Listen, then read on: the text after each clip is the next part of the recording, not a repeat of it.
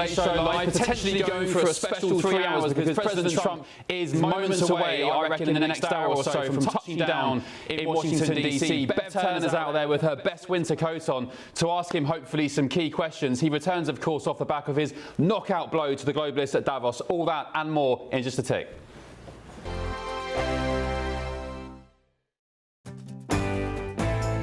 I'm Andrew Pearce. This is GB News, the People's Channel, Britain's news channel.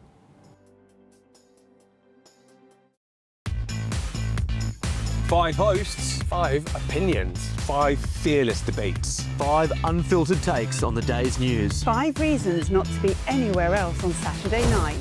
This is the Saturday 5. You got me good there. Britain's biggest Saturday night TV show. It's not a bad brand. Yeah. Uncensored. Very, very racy tonight. On the unpredictable. What does she say? Can you translate it for us? And always entertaining. And how can a country go from being led by William Wallace to Saturday nights from 6 p.m. only on GB News. the People's Channel? Britain's news channel. You're going to want to stay tuned, trust me.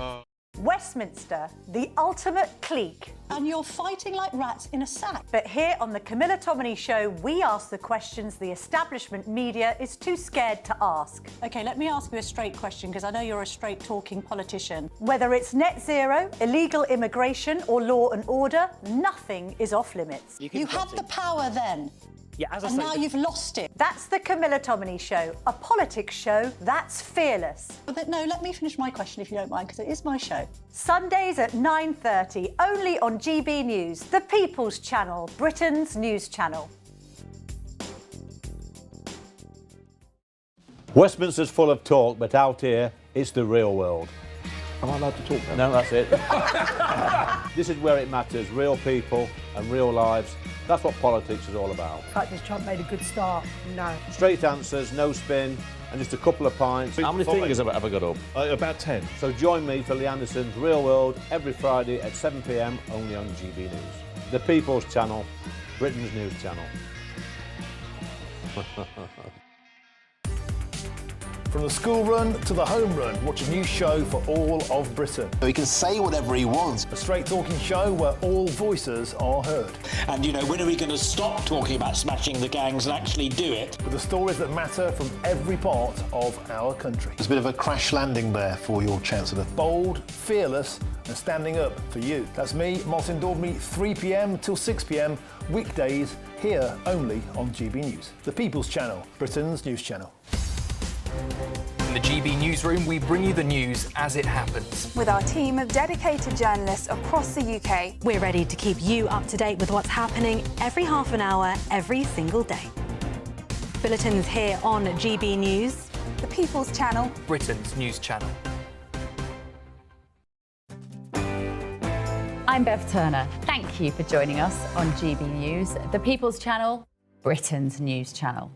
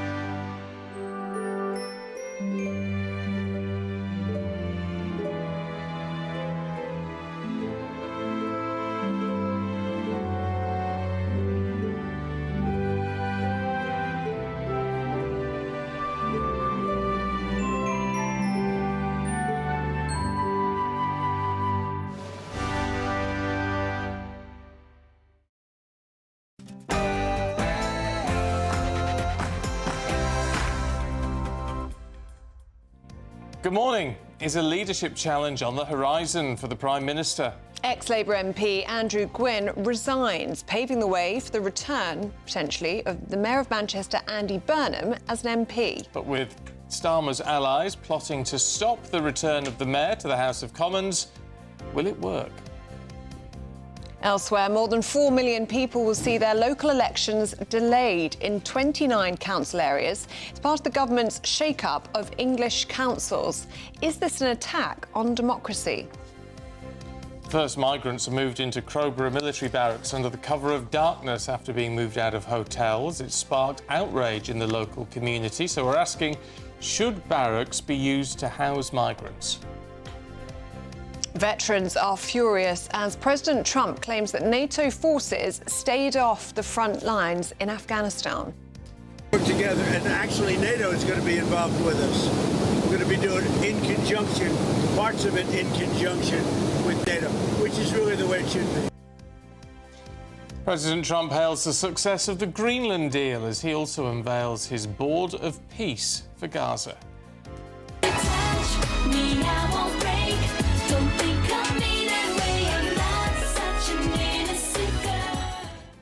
Victoria Beckham is #1 in the charts amid the family feud that's got the whole world talking. A tearful Liz Hurley claims she was bugged and describes how she felt crushed by hurtful articles that have been written about her as she joins Prince Harry in their case against the Daily Mail. The Oscar nominations are out and Sinners breaks the record with 16 nominations. Which, by the way, has nothing to do with a certain Italian tennis player playing in the Australian Open. In sport this morning, a crazy 54 seconds undo Nottingham Forest in Portugal. Aston Villa win in Turkey, and the FIFA president, Gianni Infantino, makes a cheap joke about British football fans. Yet more breezy and wet weather out there this morning, but there are signs that something a little drier will be on offer for some as we start the weekend. Full details in the forecast coming up soon. It's just gone 6 o'clock. I'm Stephen Dixon. I'm Ellie Costello, and this is GB News Breakfast.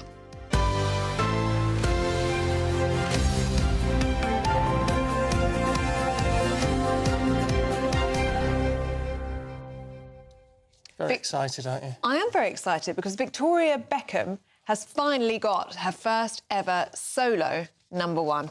She's never had one before. She's the only member of the Spice Girls that's never had a solo #1. Did you know? Really? Yes. Get one. Yes. She's the only one that has never had a #1. So the great people of Great Britain want to set that right. Is that why? Indeed they have, and they put her #1 at the iTunes chart. Yeah, but what you're going on the basis that the people of Great Britain are getting behind Beckham.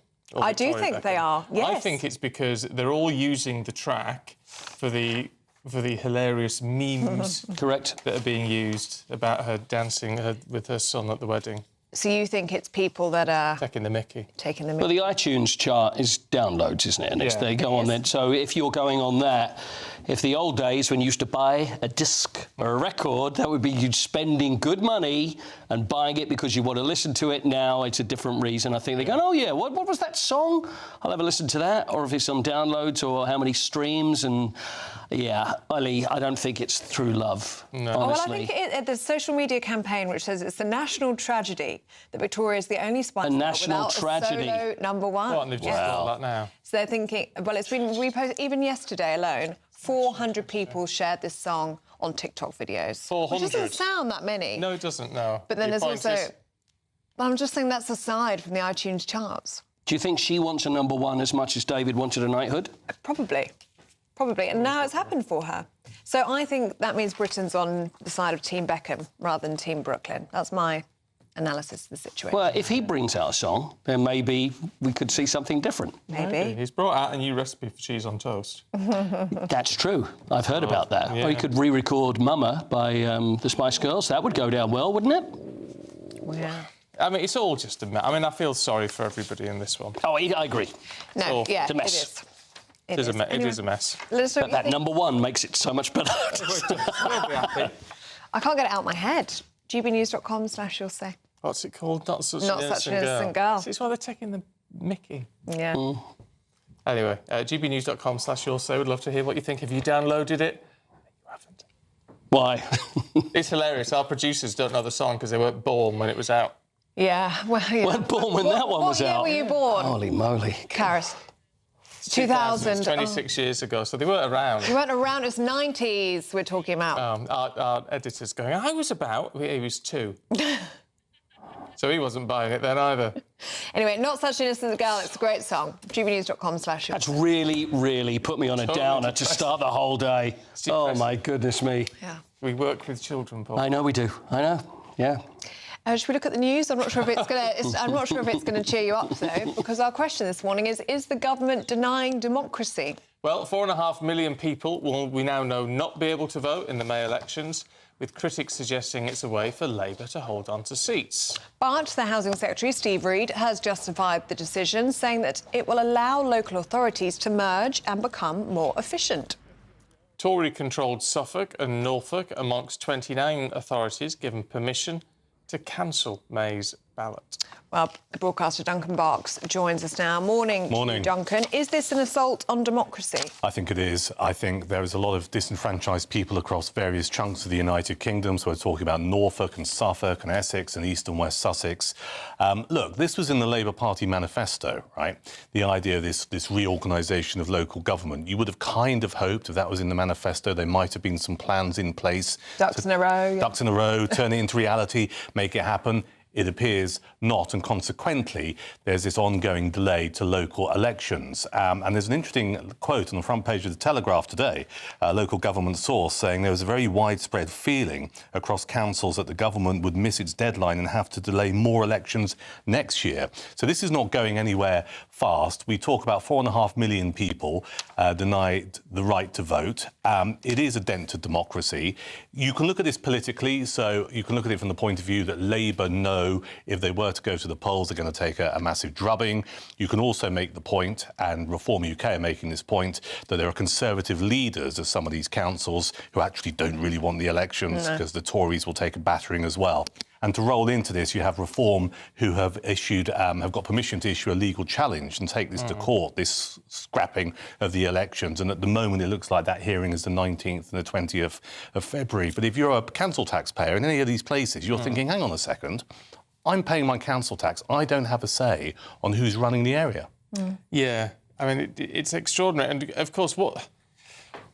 If things are overturned, right, legally, then all they've done is hand even more support to Reform by this. Yeah, and Reform come out of this smelling of roses because they've challenged the situation. They've got what they've wanted. They've got the elections will happen. And looking at the polling in these areas, Reform UK, certainly in places like West Sussex and Essex and whatnot, would win. So both Labour and the Conservatives don't come out of this well. There's also a little bit of a subtext here, which is a little bit murky and muddy, I would say, because you do have some council leaders who are kind of saying to the media, we really want these elections to go ahead. However, there are minutes of meetings that have been released to the media from these council leaders, Tory council leaders, saying to the government, oh, do you know what, actually, it'd be great if we didn't have to hold them. So no one's coming out of this particularly well. No. Can we talk about Andy Burnham? Because Andrew Gwynn and his resignation yesterday has now opened a path for Andy Burnham, the Mayor of Greater Manchester, to potentially become an MP and then potentially a leadership challenge. There's a lot of potentials in Lots there. of potentials. Lots of hurdles to overcome. A lot of obstacles that Mr Burnham's going to have to leap over. So a bit of context here. Andrew Gwynn lost the Labour whip as a result of some pretty dodgy WhatsApp messages. He ended up sitting as an independent MP, and we discovered yesterday he's resigning for health reasons. This opens up the possibility of a by-election in the constituency of Gorton and Denton in Greater Manchester. Now, of course, Andy Burnham is Mayor of Greater Manchester. We have known for many months he is very keen to get back into Westminster because he can't become or be considered as a future leader of the Labour Party if he's not an MP. So that's why he wants to become an MP. It'll be really interesting to see what happens here. A lot of hurdles for him to leap over, if not only the National Executive Committee of the Labour Party, who ultimately make the decision as to whether or not he can stand. Well, which is why this is actually a challenge for the Prime Minister. Exactly. Did they deny him the opportunity to stand, in which case the PM would look weak? He would look weak, but, I mean, I think Andy Burnham's blotted his copybook a bit. I remember sitting here at GB News when it was the Labour Party conference last year. Do you remember? And he rocked up and he'd given a couple of interviews prior to the conference, which were to newspapers like The Telegraph and also The New Statesman, where he was hinting quite heavily that there should be a change of direction, and that was very much seen as an attempt at the beginnings of a leadership bid. And a lot of people in Labour circles were going, hang on a second, mate, your timing is really off here. Yeah. You shouldn't be doing it ahead of conference. And he turned up at the conference, if you recall, had some pretty dodgy interviews where people were challenging him, and he left before Keir Starmer's speech. And I think he's not done himself any favours in the Labour Party world by that kind of behaviour. Did he go too soon? I think so. Mm. Yeah. I think anyone that goes too soon, if it's pre-May, this is the thing. May's the opportunity. The local elections to see what's going to happen. I mean, there's some interesting stuff knocking around. There's a lady by the name of Bev Craig, who's the leader of Manchester City Council. She's been rumoured potentially as someone who could be nominated as the candidate, the Labour candidate for this by-election. And more interestingly, because I don't think necessarily this is a Labour shoo-in, given where Labour are in the polls, because there's a threat of reform in the UK. They said they'll chuck everything out this by-election. Oh, yeah. But also the Green Party could benefit from this, because there's quite a few hacked-off Labour voters who voted Labour, who aren't necessarily happy with Keir Starmer over the last year and a half. They might vote Green. Now, Zach Polanski, leader of the Green Party, comes from Greater Manchester. So there's a rumour circulating that actually, if the Greens were to field a candidate, it might be him, given his local connections. Wow, well, that really would be a spanner in the works for Andy Burnham, wouldn't it? The Times is also reporting the Number 10 may impose a loyalty pledge on candidates. So they'd be asked to pledge their allegiance to Sir Keir Starmer, and therefore... I see the Queen. But therefore, they'd be able to paint Andy Burnham as a traitor if he did then launch a bid later on down the line. Yeah, it's interesting. I mean, you can argue this is a bit of a desperate measure. I mean, MPs, look, I've knocked around in politics and media for long enough to know MPs will always tell you they are loyal to their leader, but they always think they can do a better job than their boss, and most MPs want to be Prime Minister. I just don't know how you actually enforce some kind of loyalty clause here. I just don't see how it would happen. But it's interesting that it's a story that's circulating in order to try and keep, particularly the backbenchers, in line, because there are a lot of Labour MPs who got in 2024 who are far from happy with how Starmer is behaving. Yeah. Meanwhile, one of the other stories, and we're going to be talking about it quite a lot today, is this move from hotels to barracks for illegal migrants. A load of people have been moved overnight, actually, under the cover of darkness into one set of barracks. It's Crowborough, isn't it? Crowborough. Sussex, I mean, what's interesting about this is that obviously people are very unhappy that these barracks are being used in this way, but equally people are very unhappy about hotels being used and the great expense of that. So, in a sense, you can't win, but it is like moving deck chairs on the Titanic. It is. I have a very tiny degree of sympathy with the government because, you know, rightly, people in this country kick off with hotels being used.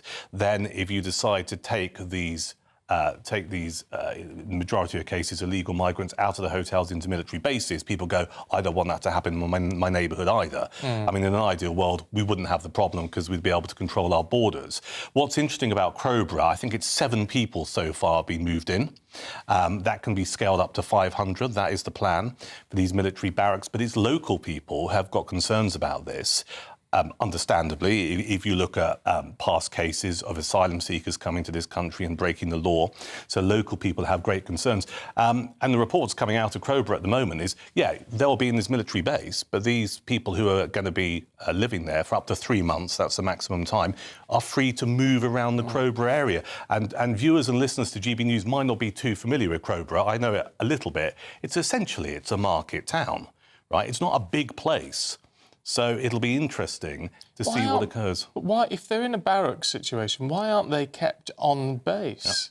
I think that's what everyone would expect to happen. But the reports coming out saying that the people who will be based there for up to 3 months are able to come and go as they please. And that is problematic for a local community. Well, that is the problem that we saw in Epping, didn't we? Because obviously they're not allowed to work, they're not able to work. So instead you see these big gangs of men hanging around high streets, schools.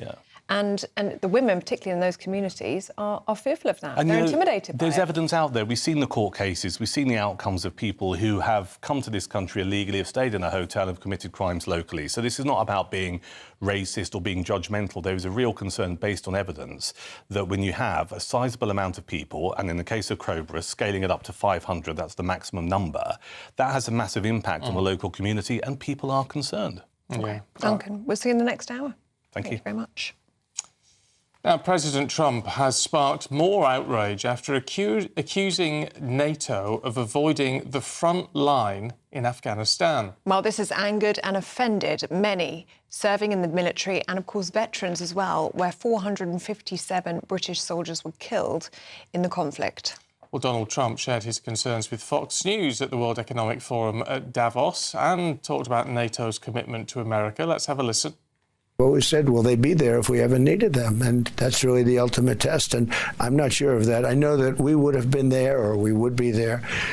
But will they be there? And let's hope that that never happens. We've never needed them. We have never really asked anything of them. You know, they'll say they sent some troops to Afghanistan or this or that. And they did. They stayed a little back, a little off the front lines. But we've been very good to Europe and to many other countries. Well, the NATO Secretary-General, Mark Rutte, confronted the US president on his claims, saying NATO will be there for the US. But does the NATO alliance have cracks? Well, we sort of know. But is Donald Trump right to question its commitment? Well, let's get the thoughts now of Chairman of Republicans Overseas UK, Greg Swenson.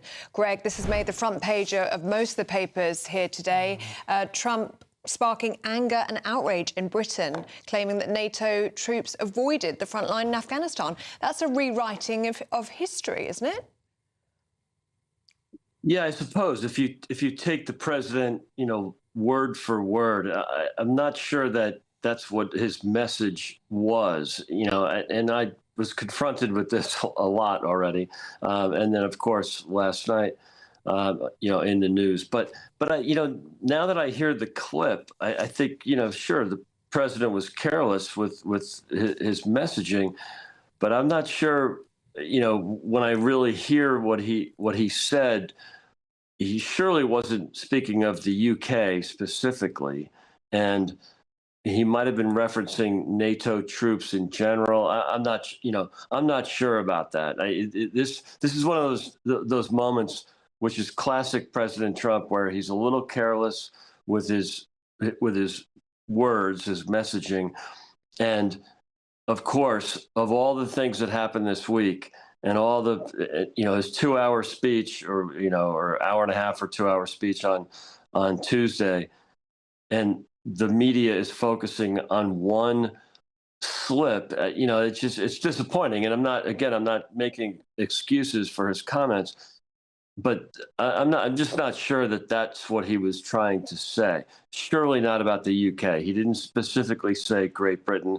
I know that Denmark specifically was, playing way above their, way above, and had higher casualty rates than any country, perhaps except the UK or the US. So, I don't think he, again, a little careless with his wording, but I'm not sure that this is worth, the front page of every paper. And, again, I'm not defending his remarks, but, it's except it's Greg, a little much. Except Greg, and I get what you're saying. Yeah. And that it probably was just a slip in that sense. But the problem is, it's not a slip to the families of the 457 Brits who died. I mean, for them, and I have to say, I'm married into one of those families. Yeah. It is beyond disrespectful. Of course, and again, I'm not.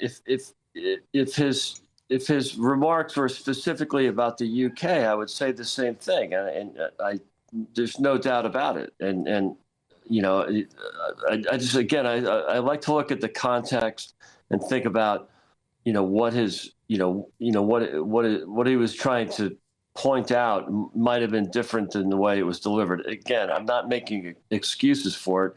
I discussed this last night in a number of forums, and when you first see the headline, it's outrageous, and then when you hear what he actually said, it just sounds careless for sure. But I'm not sure. I mean, again, I don't think he was speaking about the UK. I mean, no, but he needs to.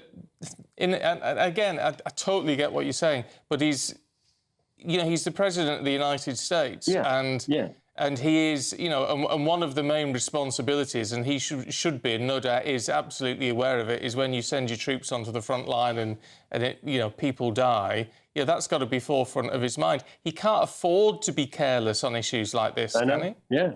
No, I don't disagree with that. You know, and I think, you know, it's just one of those moments where, you know, we love the fact that he is very unfiltered and, you know, and very deliberate in the way he speaks. And 90% of the time, maybe more, you know, he's right. And he says what people typically don't say, you know, or you know, he says what people are thinking, but you know, he's very, it's in most cases, it's very refreshing. I think, you know, again, that's the first time I heard the clip. When I was discussing this in the media last night, you know, I had not heard the actual clip. I was just, you know, hearing the headlines and discussing it, and it was uncomfortable, needless to say, and unfortunate. You know, I'm not defending it, but now that I've just heard the clip, I'm thinking this is a little bit more of a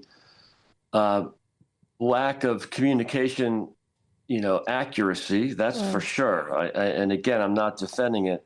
But I think that in many ways, this might be another moment where, you know, he's a little lax with specifics and detail. I'm not sure what he meant. I don't know. I can't speak for the president. I don't know what he was trying to communicate. But Greg, this is more than just one slip, isn't it? I mean, just last year, J.D. Vance made a comment, and it was whilst we were discussing this peacekeeping force in Ukraine, and he says 20,000 troops from some random country that hasn't fought a war in 30 or 40 years. He was referencing there the British, and he was referencing the French. Is there a lack of understanding between J.D. Vance and President Trump about the sacrifice that British troops, we're talking about now, British troops have given to America? I mean, the only NATO country that has invoked Article 5 of NATO is America. And we went to war in Afghanistan behind America. Look, if that was a direct question to either one of, you know, whether it was J.D. Vance or President Trump, I don't think there'd be any lack of clarity on that. I think that the problem is those both comments were, you know, I'm not suggesting taken out of context, but I think you have to look and you know, again, this would be a better discussion if this was a one-on-one, you know, conversation with either one of them. But I think in both cases, I think the vice president, J.D. Vance, I'm thinking he was talking about France or perhaps the Western European alliance, not specifically the UK. And again, I'm not unfortunate. I'm not defending it.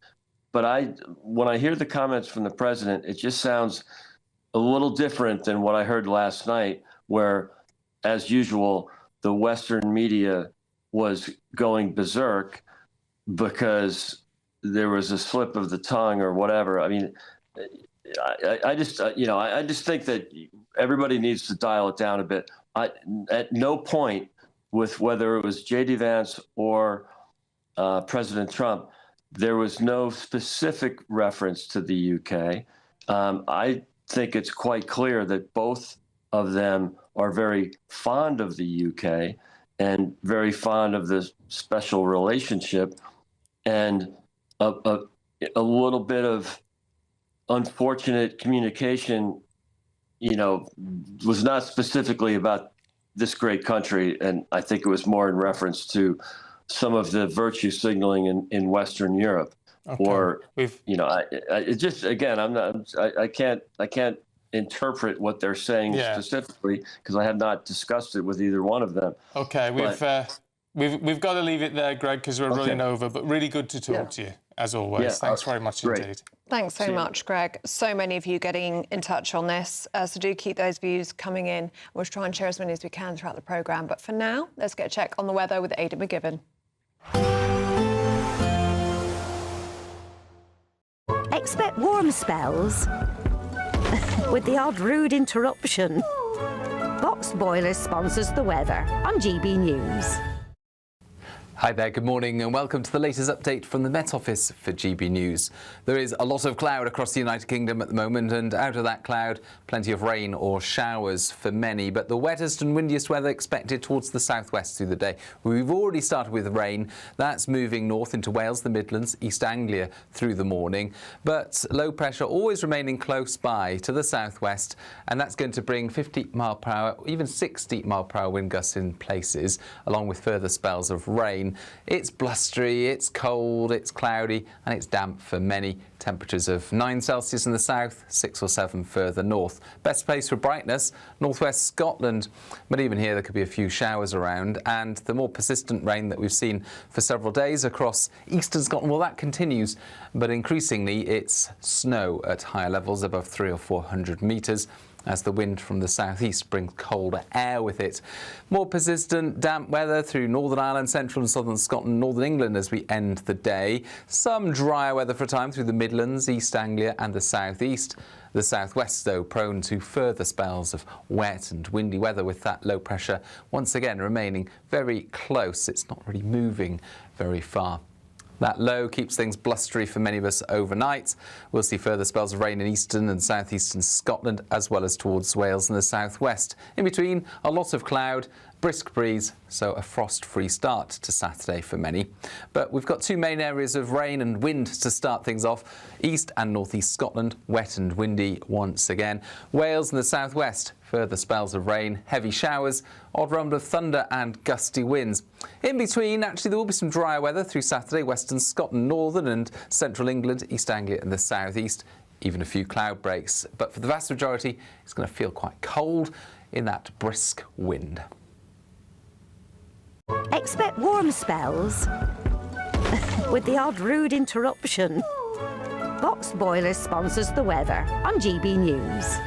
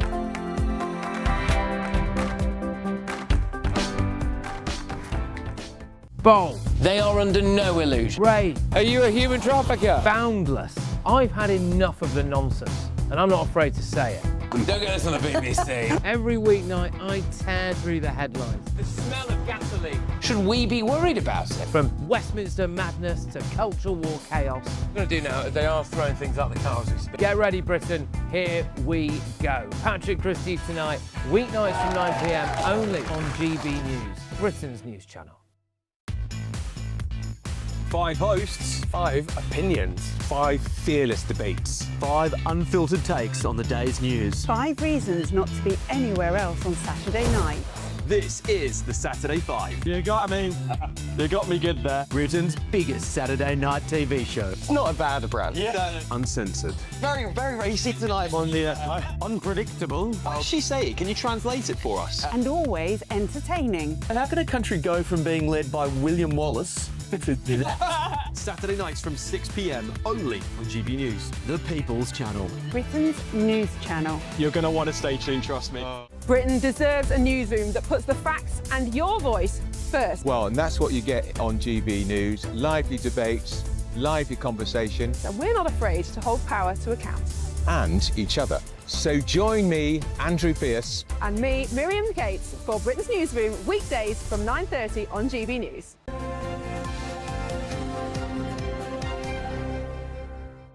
It's 6:30 and a Cold War nuclear bunker hanging from a cliff edge is now, well, possibly just a few days away from falling into the sea. Yes, the bunker was built in 1959 as a lookout post and is precariously hanging off the Holderness coastline in East Yorkshire. Well, it was once about 100 yards from the water, but coastal erosion means it's going to collapse. Well, our Yorkshire and Humber reporter Anna Riley has the story.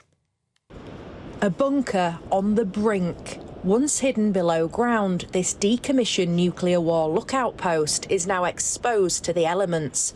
Teetering on the edge of the East Yorkshire cliffs, the 70-year-old building once served as one of several nuclear monitoring stations along the British coastline. As the Cold War relic gets closer to collapse, YouTubers Davy Robinson and Tracy Charlton are visiting Tunstall every day to document its descent. It's called an ROC post. The name of her is York 55, so we named her Yorkie. It was built in 1959. And it was built as a Cold War. It's basically an early warning system. People would sit in it, and if there was a nuclear explosion, they'd get the readings and they'd let other people know. So it was an early warning system for a nuclear attack. There's not a lot in it, you know. There's a little toilet and some bunk beds and sort of, you know, a little table for them to sit at, and they'd just sit there with the, you know, just listing out really. The East Yorkshire coastline is one of the fastest eroding in Europe. In Holderness, around 4.5 metres of land is claimed by the sea every year. And it's Mother Nature that's unearthed this time capsule. It's a symbol of coastal erosion in this area. It's showing how fast it's happening, so much faster than we ever thought it was going to happen, and we can see it. I mean, we live right on the edge of the coast, and seeing it disappear in front of our eyes, I think, it's really scary. It amazes us every single day. Every single day that she's still there, and the little details you notice that you didn't notice the day before as she's moving away from the cliff, the brickwork. She's so beautiful. I mean, it excites us every day that she is still there. The council are advising people to steer clear of the site, but Frank Coombs couldn't resist. He travelled nearly 100 miles to see the structure. I've come all the way from Rotherham to have a look at this, and I've walked up from Wivens here. It's further than I thought, to be honest. I thought it was going to be right down to the bottom, but it is good. It'll go at night time when no one's here, and it'll only slide in. I won't stand under it. As the waves roll in, the Tunstall Royal Observer Corps post days are numbered. Anna Riley, GB News. It looks incredible, doesn't it? Just teetering on the edge there. It'll go. It will in the next few days. If you do want to see pictures of that, just head to our website, gbnews.com/ no, not slash anything. Just gbnews.com, yes. And you'll see the pictures there if you're listening on the radio. Yes. It's worth it, isn't it? It is. It is worth having a look. Now, if you're travelling to work or school today, here's your traffic and travel update.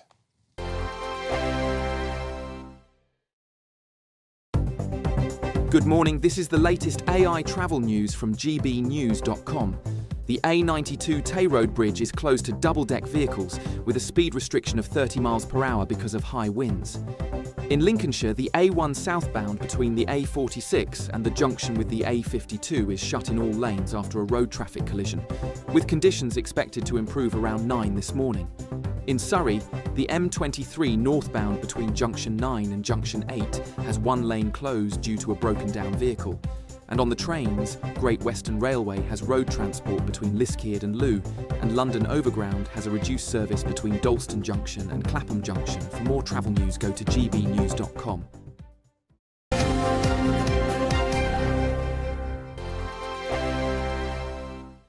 I'm Michelle Dewberry, this is Jubes & Co with you. Hello everyone, Patrick Christie is here. GB News, Britain's news channel. Access the stories that matter to you. Take the GB News family with you on any device, and as long as you have an internet connection. Tune in to GB News, anywhere on the planet or beyond.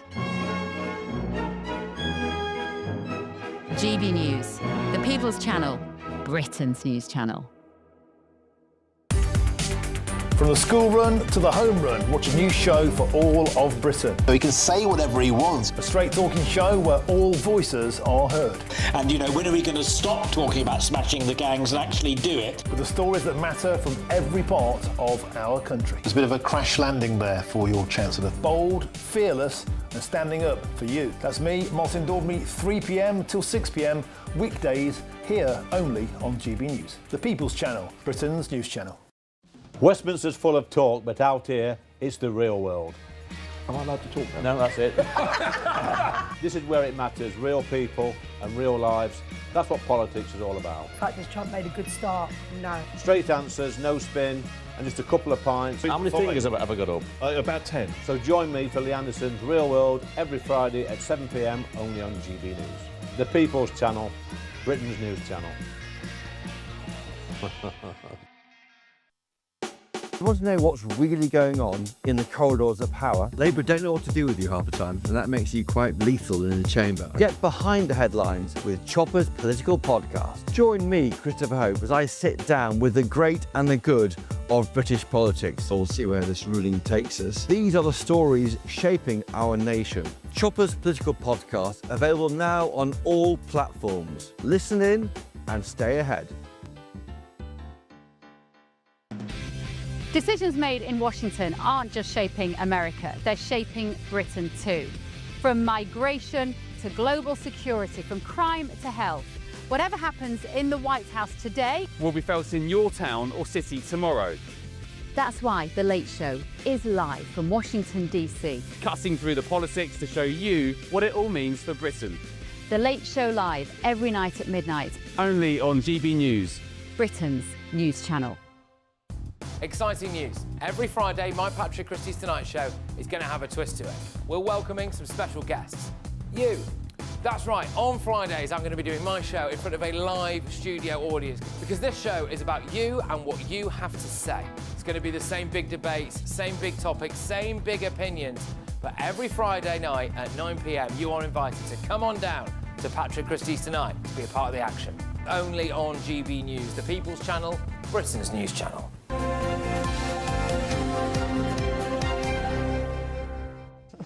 Right, time for the sport with Paul. Morning. Hello, good morning. What have we got? I have a little Europa League to start with. Braga of Portugal versus Nottingham Forest. The craziest 54 seconds that you may see in a game of football. All right. Although it's not good for Nottingham Forest. So they weren't good last night, to be honest with you. They're just into the second half. Morgan Gibbs-White gets a penalty. What happens?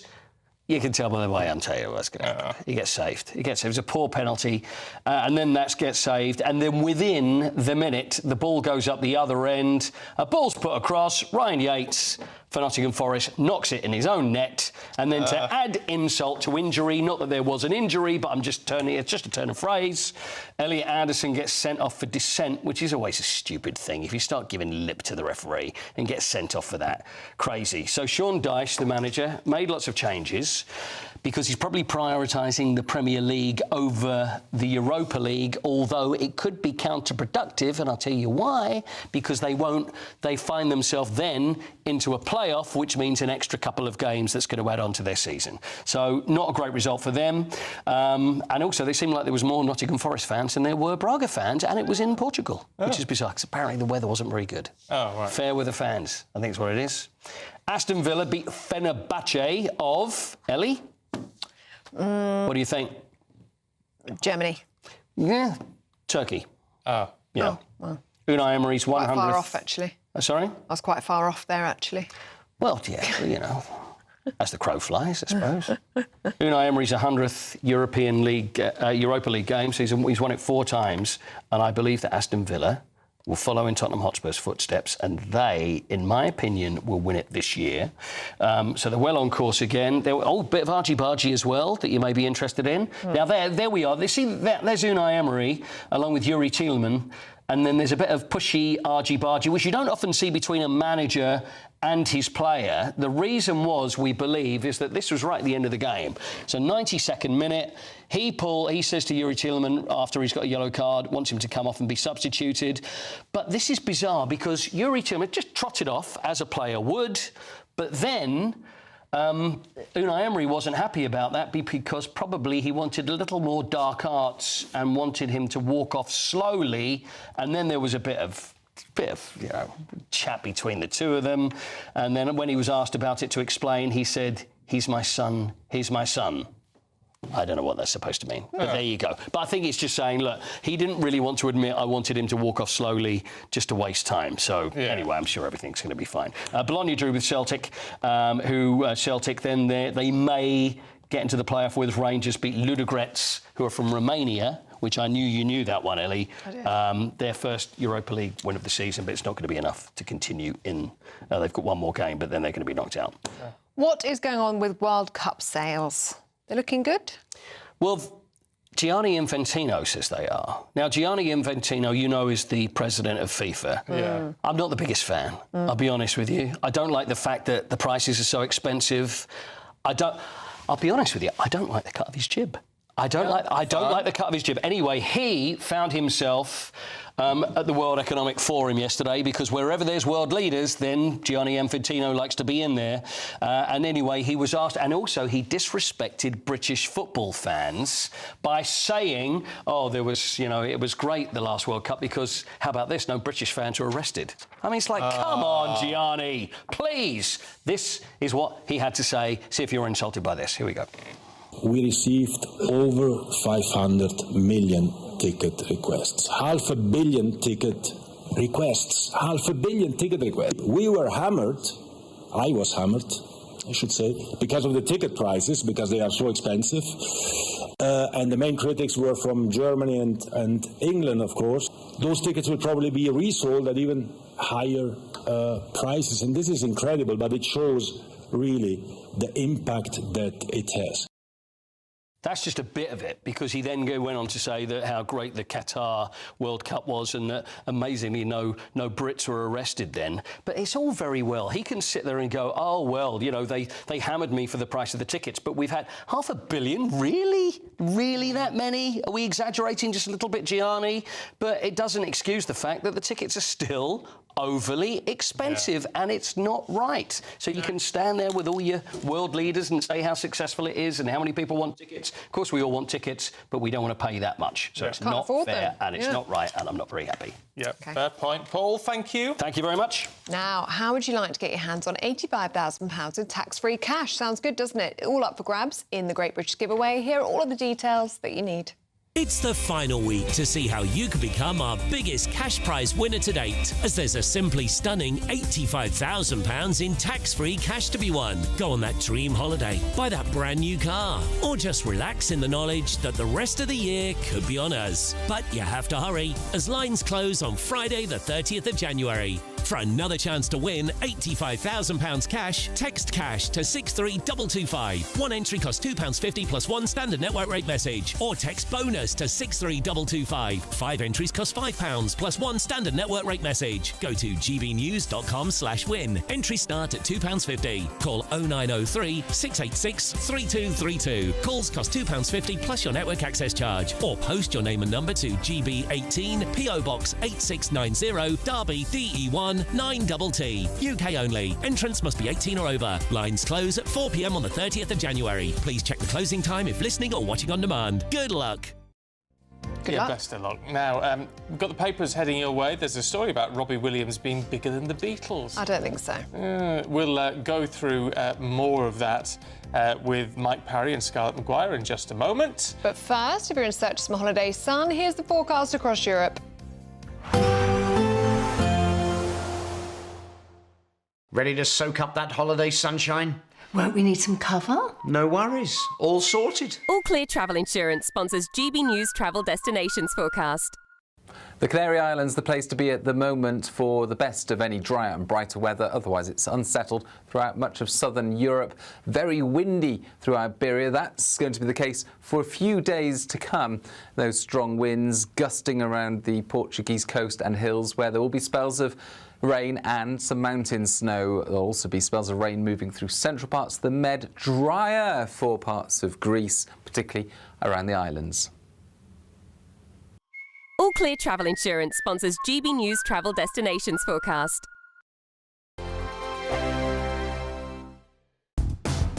Do you trust what you're being told? Good, because neither do I. Those are just facts. I'm Alex Armstrong, and on my show, we'll expose the spin. Well, I want to answer that, because you didn't let me last time, because you always speak over me. The broken promises. To deny that is denying the truth. And the hypocrisy. Needs to stop. You think we can allow? Politics, policy, parliament. Nothing is off limits. No sugarcoating, no fear of offence, just the truth laid bare. Tune in every Saturday and Sunday at 9 p.m. for Alex Armstrong Tonight, only on GB News, Britain's news channel. Sunday with Michael Portillo from 11, only on GB News. Yeah, that tea party taking place a little bit later on today. But before all of that, we are here on Pooh Bridge for an extra special game of Pooh sticks. I've got some sticks here from the 100-acre wood that we're going to be using. There's a whole host of people here who have wanted to play Pooh sticks with me. Lily and Anya have also been collecting sticks today. They're a big fan of Winnie the Pooh. Anya, what's Lily's favourite character? It is Winnie the Pooh. And what is it about Winnie the Pooh that's so popular, not only from people like you growing up, but also Lily now? Well, we love all the stories and how there is a message from each of the stories as well. We read them every night. And what do you love about Winnie the Pooh as well? Honey, don't you? The little honey pots. Amazing. Well, you get your sticks ready. We've also got a running group who have come here especially today to mark 100 years of Winnie the Pooh from Haywards Heath. They have all come prepared with their sticks. Some have even brought sticks from home. Sticks are at the ready. You've brought your sticks from home. What's your technique? Well, mine are actually probably quite wet, which I've heard is not a good thing. I think they need to be a bit drier. In 3, 2, 1, go. Right, the sticks are in the water, but who is gonna win here at Pooh Sticks Bridge? Oh, it wasn't me. There's the first stick to come through. Whose was that? Becky, you are the winner. Congratulations of Pooh Sticks on Pooh Sticks Bridge. But this is just the first round. They've got a whole clipboard here. There's 30 of them come for a whole tournament here today to play Pooh Sticks on what is Winnie the Pooh Day, marking 100 years since Winnie the Pooh was first published back in Christmas Eve of 1925. And this, of course, Winnie the Pooh Day being marked today on the birthday of A.A. Milne. GB News, the People's Channel. Join me, Nana Akua, for an informative, interactive news programme with a difference. It's fun. No, he didn't say that, though. I'm so surprised. I think there's an element of truth to that. Join me from 3 p.m. every weekend, only on GB News, Britain's news channel.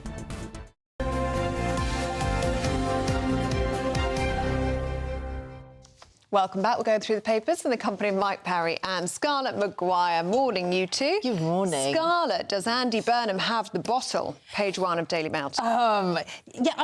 So there's a question about Andy Burnham's bottle because people keep saying, well, you know, he gets his... He's like the Grand Old Duke of York as he takes his troops up to the top and then he loses. But actually, to be fair on him, he's got so much against him to even get to be an MP. So first of all, there is a Labour Party rule saying that if you're a mayor, you have to ask permission to stop being a mayor because it's going to cost millions to the people of Manchester to have an election when he's promised that he'll go to the end. So that's number one. Then number two is will he actually will he be allowed to stand to try and be selected? That the Labour Party National Executive have a lot of people who don't like Andy Burnham on it. Mahmood is in charge of the NEC, and she's an ally of But it also, if you look at the makeup, and so what they might do is to say it's an all-women shortlist, so he can't stand. And then, if he does stand, and he then has to get selected, which we don't know whether he will do, because there must be quite a lot of people are pretty angry with him, then will Reform win the seat? Because it's, I mean, it's a genuine question. And then, even if he gets in, you know, actually challenging the Labour leader is pretty difficult. I mean, nobody's managed to depose a Labour leader so far. And even if Keir steps down and says, OK, it's over for me, are the 80 MPs who back Andy Burnham.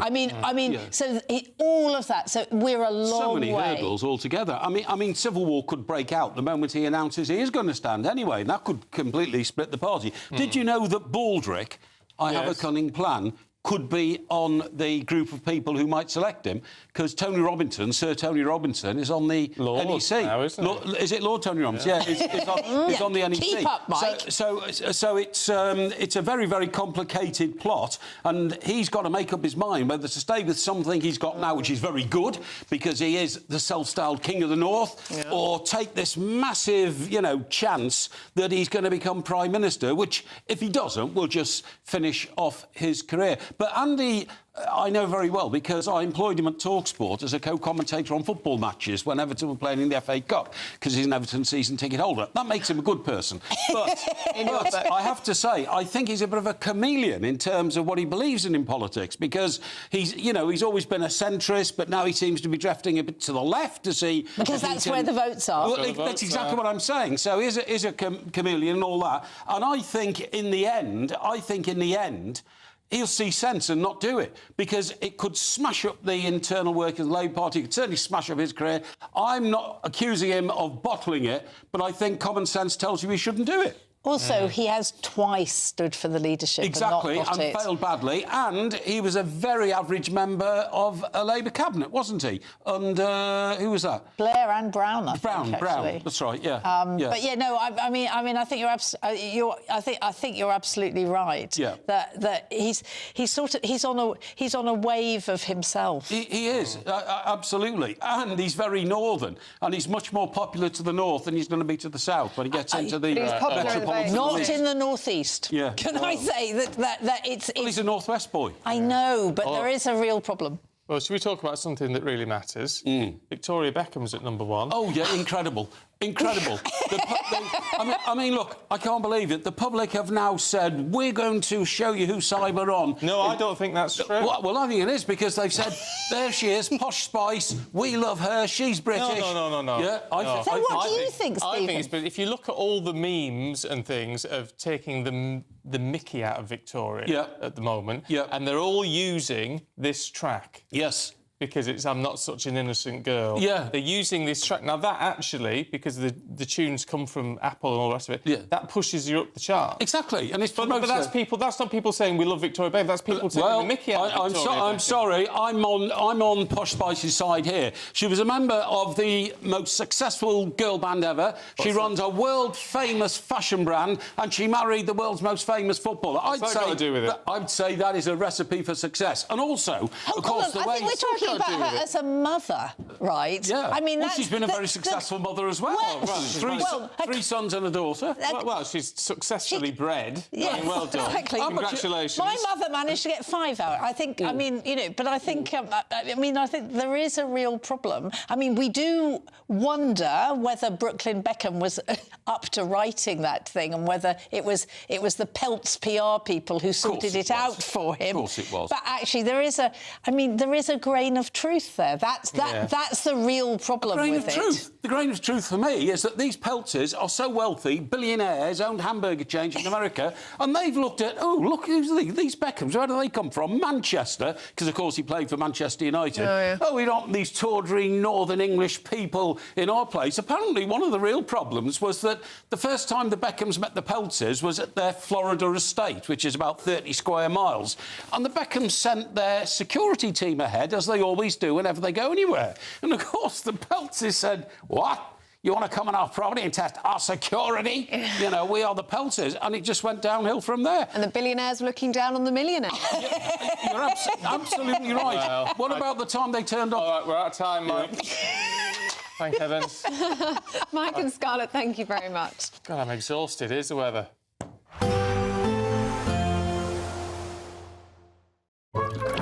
Warm and cosy, with a chance of zero visibility. Boxed Boilers sponsors the weather on GB News. Hi there, good morning and welcome to the latest update from the Met Office for GB News. There is a lot of cloud across the United Kingdom at the moment, and out of that cloud, plenty of rain or showers for many, but the wettest and windiest weather expected towards the southwest through the day. We've already started with rain. That's moving north into Wales, the Midlands, East Anglia through the morning, but low pressure always remaining close by to the southwest, and that's going to bring 50 mile per hour, even 60 mile per hour wind gusts in places, along with further spells of rain. It's blustery, it's cold, it's cloudy and it's damp for many. Temperatures of 9 Celsius in the south, 6 or 7 further north. Best place for brightness, northwest Scotland, but even here there could be a few showers around, and the more persistent rain that we've seen for several days across eastern Scotland, well, that continues, but increasingly it's snow at higher levels above 300 or 400 metres. As the wind from the southeast brings colder air with it. More persistent damp weather through Northern Ireland, central and southern Scotland, northern England as we end the day. Some drier weather for a time through the Midlands, East Anglia and the southeast. The southwest, though, prone to further spells of wet and windy weather, with that low pressure once again remaining very close. It's not really moving very far. That low keeps things blustery for many of us overnight. We'll see further spells of rain in eastern and southeastern Scotland, as well as towards Wales and the southwest. In between, a lot of cloud, brisk breeze, so a frost-free start to Saturday for many. But we've got two main areas of rain and wind to start things off. East and northeast Scotland, wet and windy once again. Wales and the southwest, further spells of rain, heavy showers, odd rumble of thunder and gusty winds. In between, actually, there will be some drier weather through Saturday, western Scotland, northern and central England, East Anglia and the southeast. Even a few cloud breaks. But for the vast majority, it's going to feel quite cold in that brisk wind. Warm and cosy, with a chance of zero visibility. Boxed Boilers sponsors the weather on GB News. Thank you for making us Britain's #1 news channel. Together, we have built something truly extraordinary.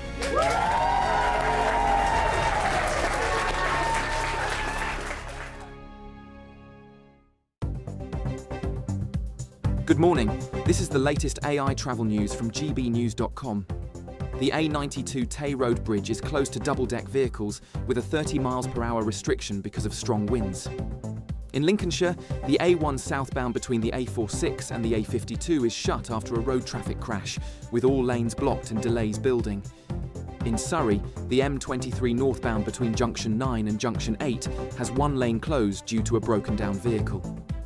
And on the trains, Great Western Railway is running road transport between Liskeard and Looe, and London Overground has a reduced service between Dalston Junction and Clapham Junction. For more travel news, go to gbnews.com. An incredible £85,000 in tax-free cash could be yours.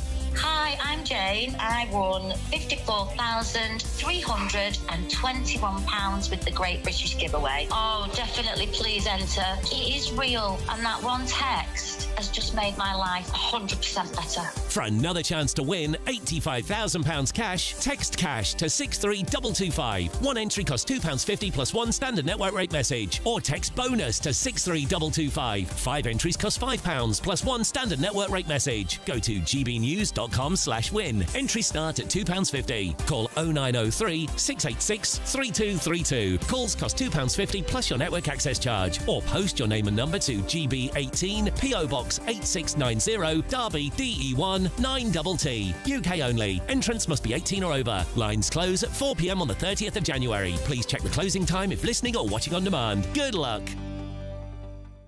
Britain was once the envy of the world. But look around. A nation that no longer knows what it is or where it's going. A country that's broken. How do we fix Britain? How do we bring it back? Friday night with Matt Goodwin at 8 p.m. only on GB News. No matter the state it's in, this is our nation. Join me, Jacob Rees-Mogg, for a genuine, honest discussion on where we have been, where we are going, and where we are with the people who set the direction. Tune in to State of the Nation every Monday to Thursday, 8 to 9 o'clock. Only on GB News. Britain deserves a newsroom that puts the facts and your voice first. Well, and that's what you get on GB News. Lively debates, lively conversation. And we're not afraid to hold power to account. And each other. So join me, Andrew Pierce. And me, Miriam Cates, for Britain's Newsroom, weekdays from 9:30 on GB News.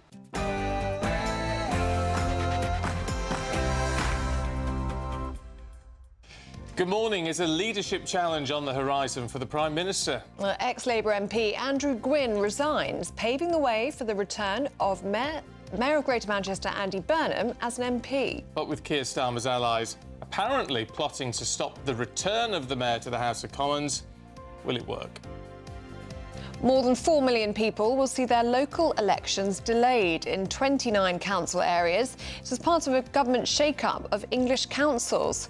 Is this an attack on democracy? First migrants are moved into Crowborough military barracks under the cover of darkness after they're moved out of hotels, but it's sparking outrage in the local community there. So we're asking, should barracks be used to house migrants?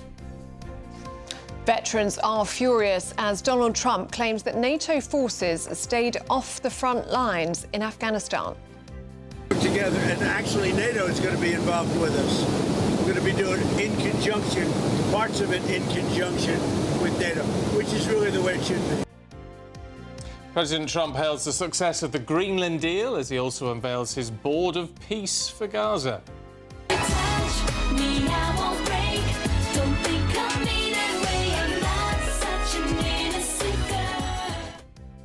Victoria Beckham has made it to #1 in the iTunes charts amid the family feud that's got the whole world talking. Liz Hurley says she was bugged and describes how she felt crushed by hurtful articles that have been written about her as she joins Prince Harry and other famous faces in their case against the Daily Mail. The Oscars nominations are out and Sinners breaks the record with 16 nominations. And sport this morning, a crazy 54 seconds undo Nottingham Forest in Portugal. Emma Raducanu may well dispense with yet another coach, and the FIFA president makes a cheap joke about British football fans. Yet more breezy and wet weather out there this morning, but there are signs that something a little drier will be on offer for some as we start the weekend. Full details in forecast coming up soon. It's just gone 7 o'clock. I'm Stephen Dixon. I'm Ellie Costello and this is GB News Breakfast.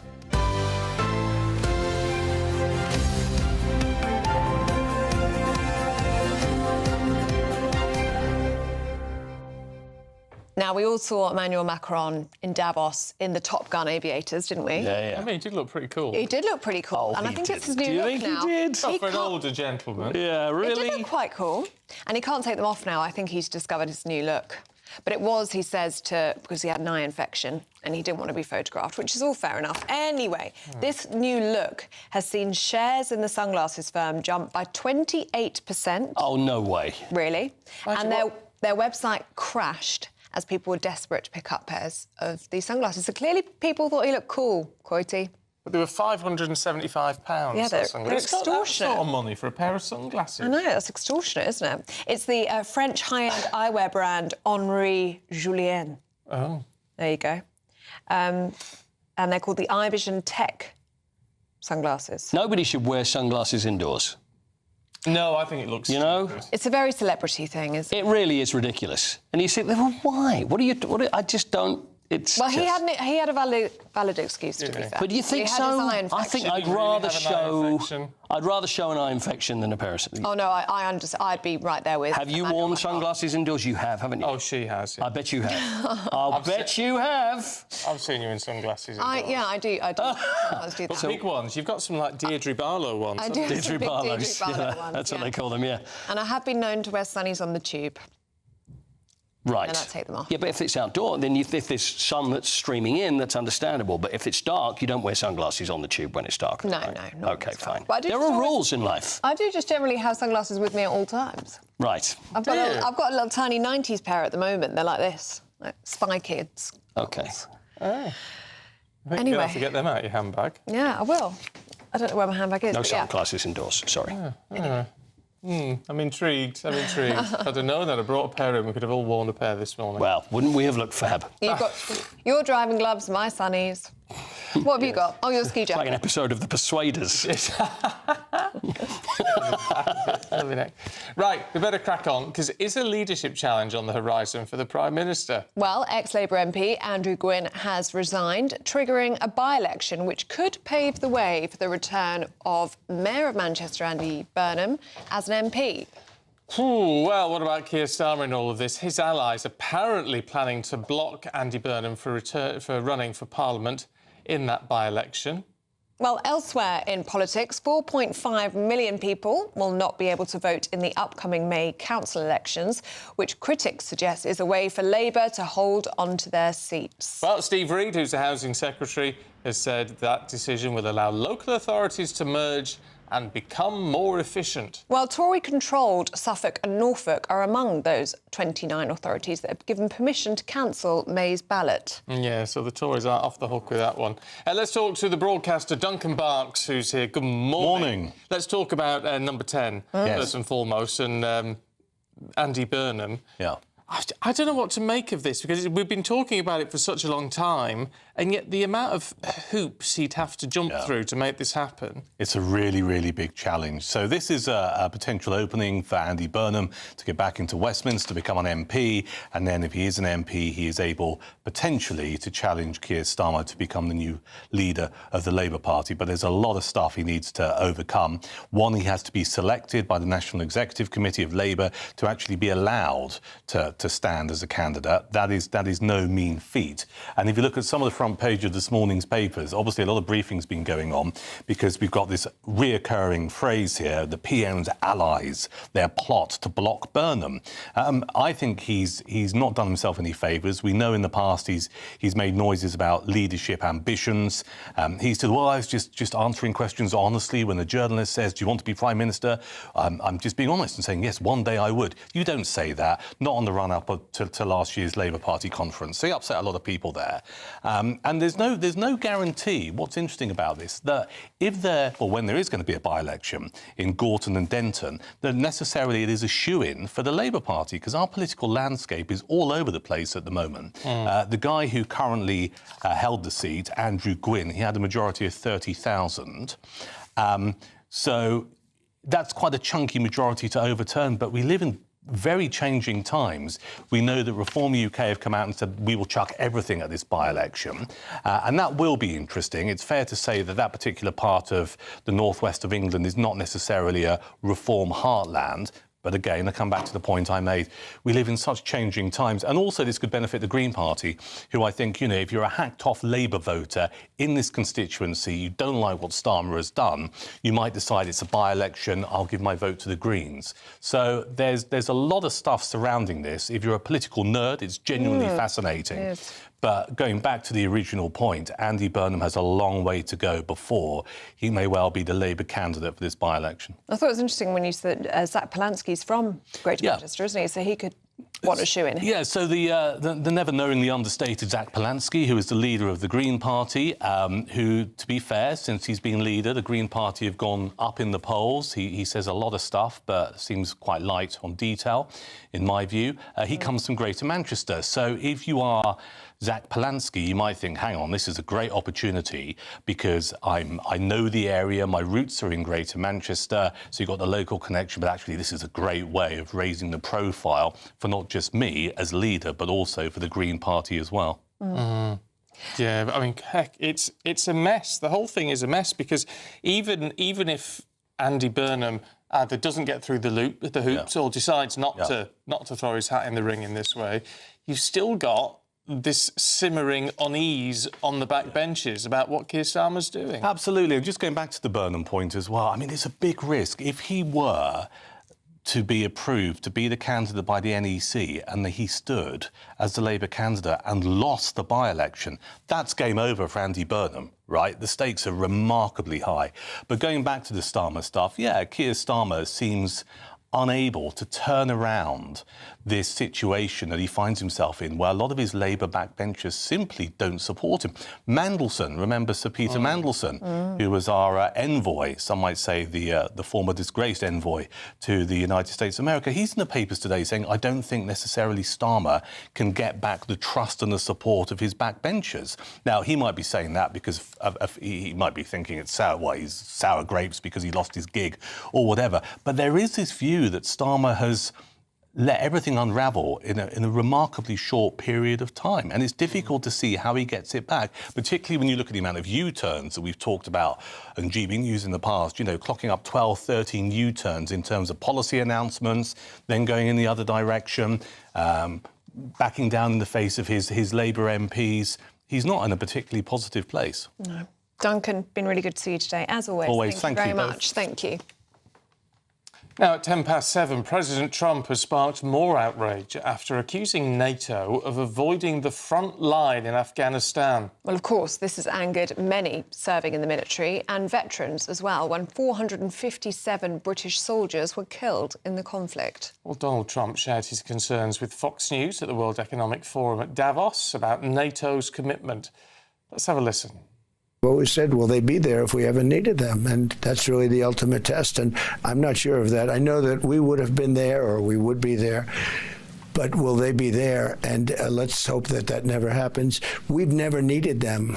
We have never really asked anything of them. You know, they'll say they sent some troops to Afghanistan or this or that, and they did. They stayed a little back, a little off the front lines.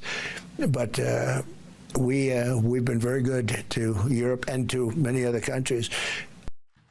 Well, the NATO Secretary-General, Mark Rutte, confronted the US president on the claims, saying NATO will be there for the US. Well, let's talk to someone who knows about this, which is British Army veteran Matthew Hellier, who's served 4 tours of Afghanistan. Matthew, good to see you this morning. What's your reaction to what President Trump had to say? Yeah, I mean, it's a bit brash, really, considering that you know, the British military lost the highest percentage, you know, of troops in Afghanistan fighting the war. You know, NATO followed the US into Afghanistan, and it seems that every war we sort of follow the US into, it ends in turmoil.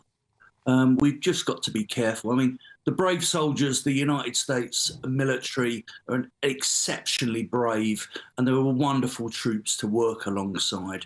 I think it's just slightly brash, and probably, you know, the percentages and the statistics are not right, and the president's got it slightly wrong on this case, you know. But you did fight alongside the Americans, as you just said there. You weren't coming back from the front lines. You weren't behind the Americans. You were fighting alongside them. No, that's right. And the statistics tell it as it is. It's clear that the British lost more troops than any other nation in comparison to the troops deployed. I mean, the Americans lost 2,500. You know, but then they deployed 140,000 troops to Afghanistan. It was their they were in command. It was their drive, and unfortunately, what Mr. Trump has said is wrong. We followed the Americans into Afghan. You know, I was one of the first troops to put boots on the ground in that country and fought all the way to the very end with commitment and dedication, as did all of our other British troops. I can understand there was some deployments through NATO troops that wasn't as condensed and as warfighting as what we were up to. But even so, people signed on the dotted line and they supported America on this quest. What strikes me from this is he may have been shooting from the hip a little bit, Matthew, on this, as we know he's prone to do. But on something as sensitive as this, when we have the families of 457 who are still grieving years later, it's not good enough to shoot from the hip on these sorts of issues, is it? No, it's not good enough, really. You know, we need to show compassion. It's not just our 457 that died. We also have 20,000 injured veterans in this country that are unfortunately pushed to one side, are now undergoing persecution and prosecution by their own very government. So, we must show the respect to our British forces, and this country just doesn't do it.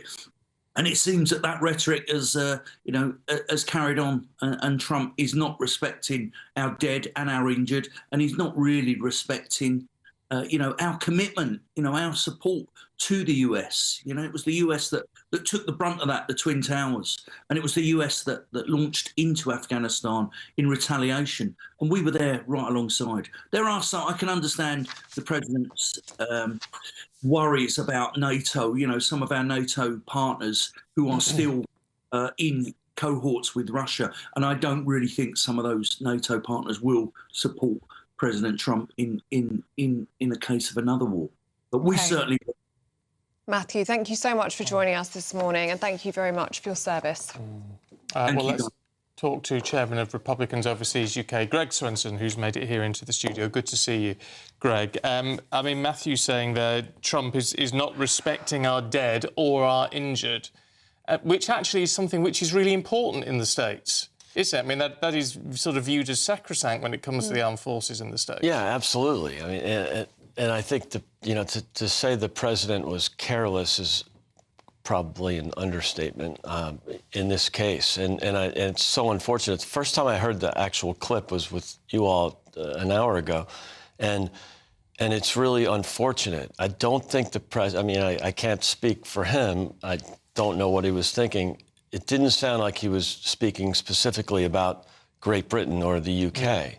And I think that's an important distinction. He has a bit of a disdain for the EU and a bit of, he's also kind of considers Europe as Western Europe, ex-UK, as one block and, was trying to make a point. It wasn't obviously delivered well.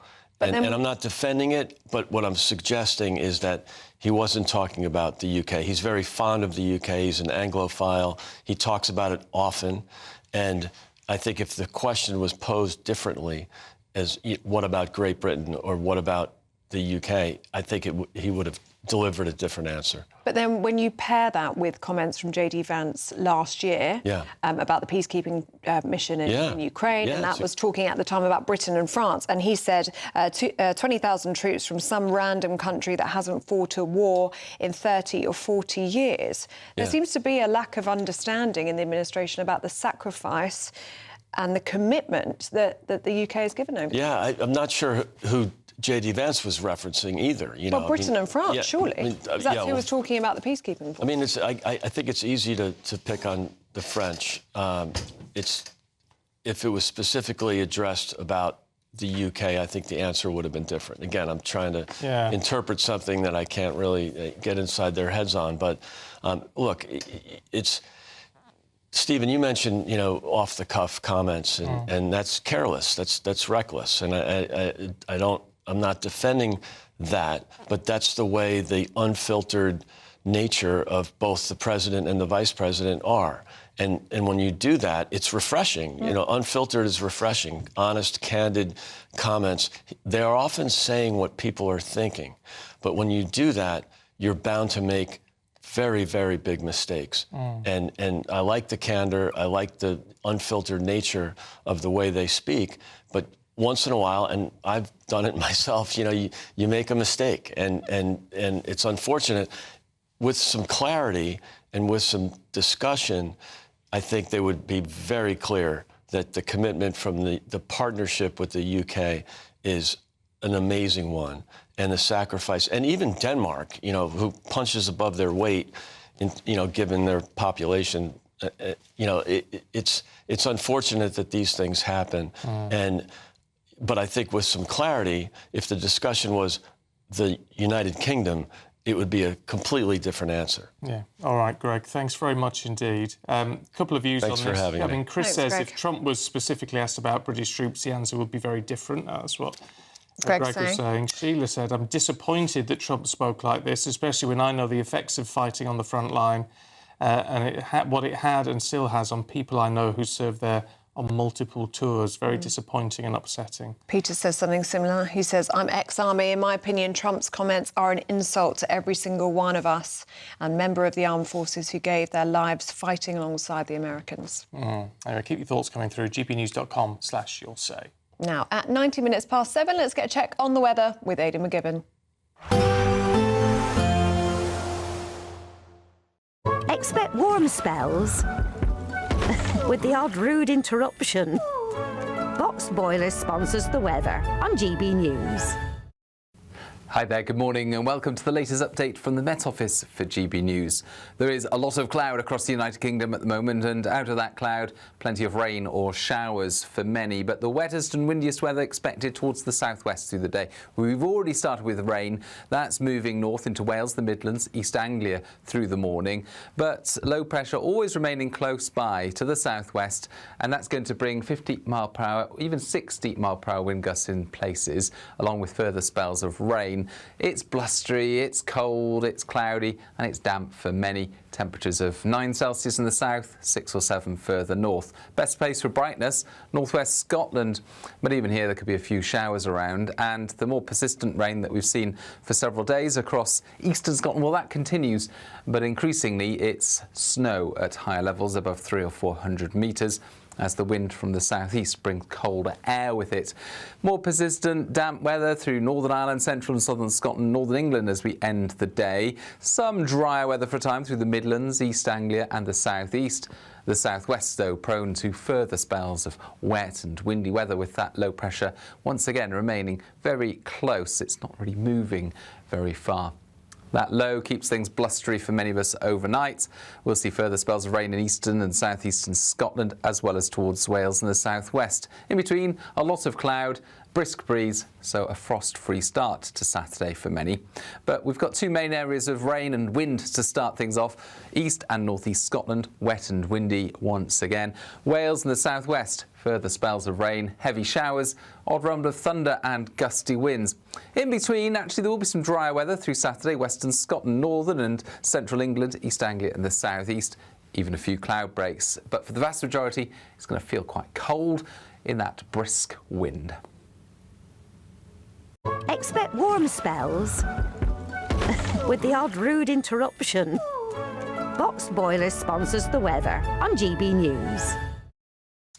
Now, time is ticking. If you want to win £85,000 in cold hard cash, you've got a week to go. It's an incredible prize. Here's how you enter.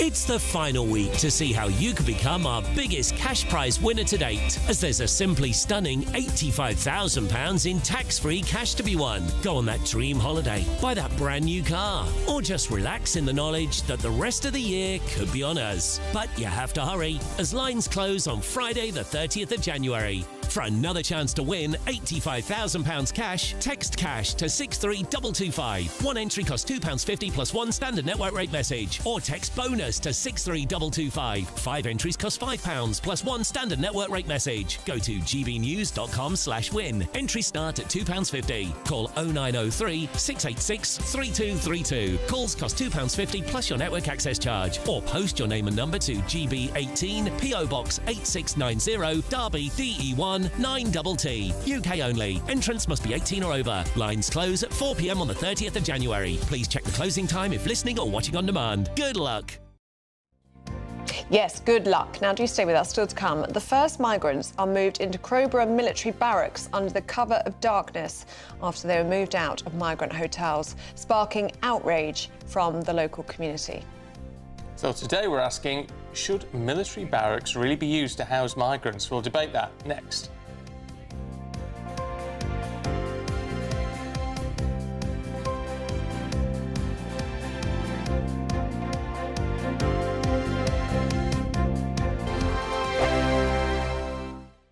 Bold. They are under no illusion. Ray. Are you a human trafficker? Boundless. I've had enough of the nonsense, and I'm not afraid to say it. Don't get this on the BBC. Every weeknight, I tear through the headlines. The smell of gasoline. Should we be worried about it? From Westminster madness to cultural war chaos. What I'm going to do now, they are throwing things out the car as we speak. Get ready, Britain. Here we go. Patrick Christie's tonight, weeknights from 9 p.m, only on GB News, Britain's news channel. Hi, I'm Michelle Dewberry, and my show is your opportunity to cut through all the noise and dive in headfirst to some robust debates. Ideas clash. Situation, No, isn't it? no, Because the failure is you're deliberately avoiding my point. Nothing's held back, And if you think this is the end of it, wait for more. and we do not shy away from the difficult stuff. Sometimes I want to shake people and say, if only you understood. So join me on Dubes & Co. weeknights at 6 p.m, only on GB News, Britain's news channel. Decisions made in Washington aren't just shaping America, they're shaping Britain too. From migration to global security, from crime to health. Whatever happens in the White House today will be felt in your town or city tomorrow. That's why The Late Show is live from Washington, D.C. Cutting through the politics to show you what it all means for Britain. The Late Show live every night at midnight. Only on GB News, Britain's news channel. From the school run to the home run, watch a new show for all of Britain. He can say whatever he wants. A straight-talking show where all voices are heard. And, you know, when are we going to stop talking about smashing the gangs and actually do it? With the stories that matter from every part of our country. There's a bit of a crash landing there for your Chancellor. Bold, fearless and standing up for you. That's me, Martin Daubney, 3 p.m. till 6 p.m, weekdays, here only on GB News. The People's Channel, Britain's news channel. Britain was once the envy of the world. But look around. A nation that no longer knows what it is or where it's going. A country that's broken. How do we fix Britain? How do we bring it back? Friday night with Matt Goodwin at 8 p.m, only on GB News. No matter the state it's in, this is our nation. Join me, Jacob Rees-Mogg, for a genuine, honest discussion on where we have been, where we are going, and where we are with the people who set the direction. Tune in to State of the Nation every Monday to Thursday, 8 to 9 o'clock. Only on GB News. Britain deserves a newsroom that puts the facts and your voice first. Well, and that's what you get on GB News. Lively debates, lively conversation. And we're not afraid to hold power to account. And each other. So join me, Andrew Pierce. And me, Miriam Cates, for Britain's Newsroom, weekdays from 9:30 on GB News.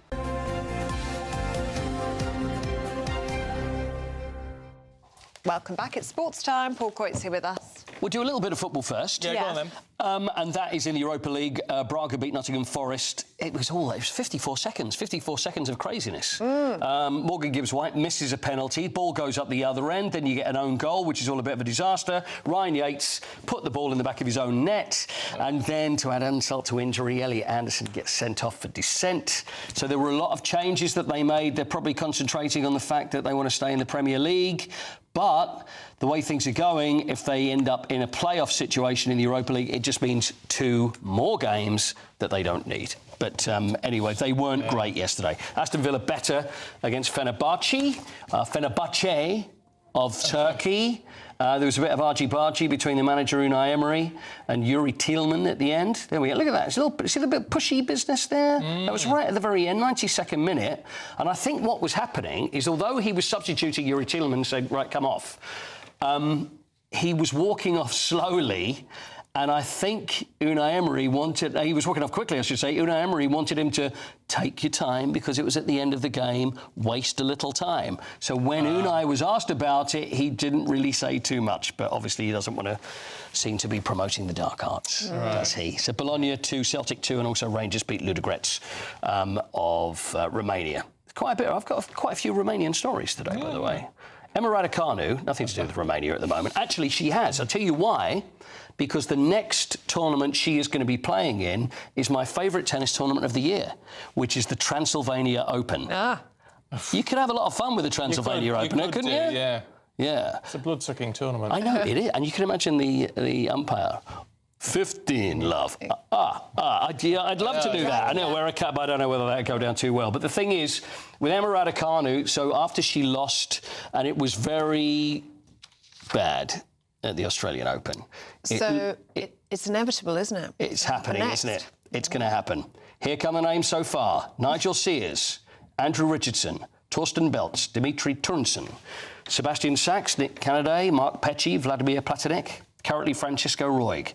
And it looks like Francisco is now going to join that group of former coaches of Emma Raducanu. How many coaches has she had now? Well, that was it. You just count them. Yeah, there was about 70, wasn't there, that I just read out there? Yeah, about 70. Yeah. So you wonder, don't you, does anybody else have that many coaches? Is it something behind the scenes? Is it family? Is it her? There's got to be something going wrong, and the reason for so many coaches coming through and then saying, yeah, I'll try it. No, this isn't working. Let's go with another one. Let's go with another one. So something is seriously wrong there. She says, I want to be playing a different way, which kind of gives a clue that this coach isn't long for this world of tennis. The misalignment with how I'm playing right now and how I want to be playing is something I would like to work on. You can't blame it all on the coach, though, can you? Of course you can't. Of course you can't. There's a common denominator there, and I think, Emma, who is it? Is it you? Is it someone else? There's something wrong. So there was a lot more argy-bargy. A little argy-bargy in tennis. Naomi Osaka was through to the third round against, where was the opponent from? Sorana Cristea? Romania. Romania. More Romanian. So anyway, have a look at this. This is when she dressed as, by the way, as a jellyfish, and then walks up to... We can see this. Right, did you hear the shout? Come on! Come on! Now, look, that was not a friendly handshake we see there. So the reason for this, Sorana was saying that she went for the handshake at the end of the match, and the cold handshake that she offered, there we are, she signed the camera there, as they all seem to do. Apparently it was fair play during matches, and it's her shouting, come on, come on! And even when there was a double fault, she did the, come on! I mean, that's annoying me saying it 3 times. Can you imagine what it's like playing against it? So anyway, they wasn't very happy, so there was a little bit of argy-bargy, and Naomi couldn't understand exactly what the problem was. All right, yeah. Finally. Get that. Torch relay? Yeah. Paul, where is the Olympic torch today? It was poor. Please try again. Thank you. Paul. Yes. Where? Together, all together, one at a time. 1, 2, 3. Paul. Yes. Where is the Olympic torch today? Well, it's funny you should say that, because we are in the ancient city of Venice. Let's see beautiful Venice. Torch bearers carrying the flame over the famous bridges of Venice. I know the Rialto Bridge. There's the Bridge of Sighs. Is that the Rialto? Oh, no, that's not. No, that's not the Rialto. That's his little one. The Rialto is the big one. The Bridge of Sighs is the... You know, Sighs as in S-I-G-H-S, because it was sadness as they crossed it. So they went into a prison. Yes, that's right. Yes. So there we are. I don't think they're allowed to cross the Bridge of Sighs. But there we are. Nighttime in Venice. Day 46 of the torch relay. Of course, they go on a gondola. Of course. There's the gondolier. There we are, and lighting, and then off they go. Very dangerous, all of that wood around. Did you know that the lead actors of the TV series Heated Rivalry will be torchbearers on the final day of the relay, February 6th? Does that make any sense whatsoever? Really? Why would that be? Why? No, that's American, isn't it? I know. I'm confused. So apparently they're going to be... They're on a massive publicity push. That's exactly what it is, but please don't... There's the Rialto Bridge. There's the Rialto Why Bridge. would you sully the Winter Olympics with promotion for a TV show? Surely it should be someone like Franz Klammer involved, and some great... And Eddie Edwards, maybe. Eddie should be involved. So there we are. That's the lovely views of Venice. Stunning pictures. With Eddie Edwards today, I am, actually. Yes. Yes, I am. Eddie Edwards. I'm doing a little lunch with Eddie the Eagle. Oh, very nice. Oh, great. So Say hello. I will say hello from you two, and hopefully we'll get him on again once the Winter Olympics begins. Now, that man is a legend. You know what? He really He's really nice. is. He's a lovely man, and he is a legend. We to like do him. what he did, amazing. Oh, by the way, can I just mention that if you go to YouTube on GB News Originals, I did an interview with Harry Redknapp for GB News Originals, which is Harry's always great, so please do go and have a look. I've watched that, actually. Oh, have you? Yeah, very good. Thank you. Harry, he's just such a nice man, isn't he? He is. He's fantastic, but talks a lot of sense about football managerial business. He does. Oh, very good. Knows his onions. He certainly does. All right, thank you. Thanks, Paul. Now, do stay with us. Still to come. Should military barracks be used to house migrants? We're going to be debating just that next.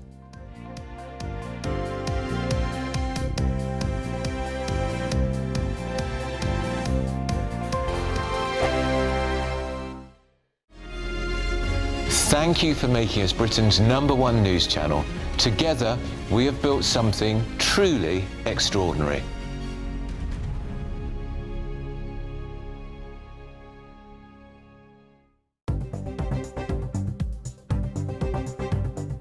Good morning. This is the latest AI travel news from gbnews.com.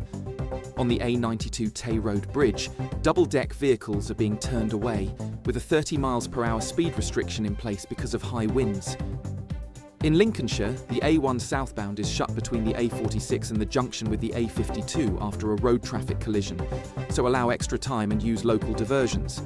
And on the trains, Great Western Railway has road transport replacing services between Liskeard and Looe, while London Overground is running a reduced service between Dalston Junction and Clapham Junction. For more travel news, go to gbnews.com. Exciting news. Every Friday, my Patrick Christie's Tonight Show is going to have a twist to it. We're welcoming some special guests. You. That's right, on Fridays I'm going to be doing my show in front of a live studio audience because this show is about you and what you have to say. It's going to be the same big debates, same big topics, same big opinions.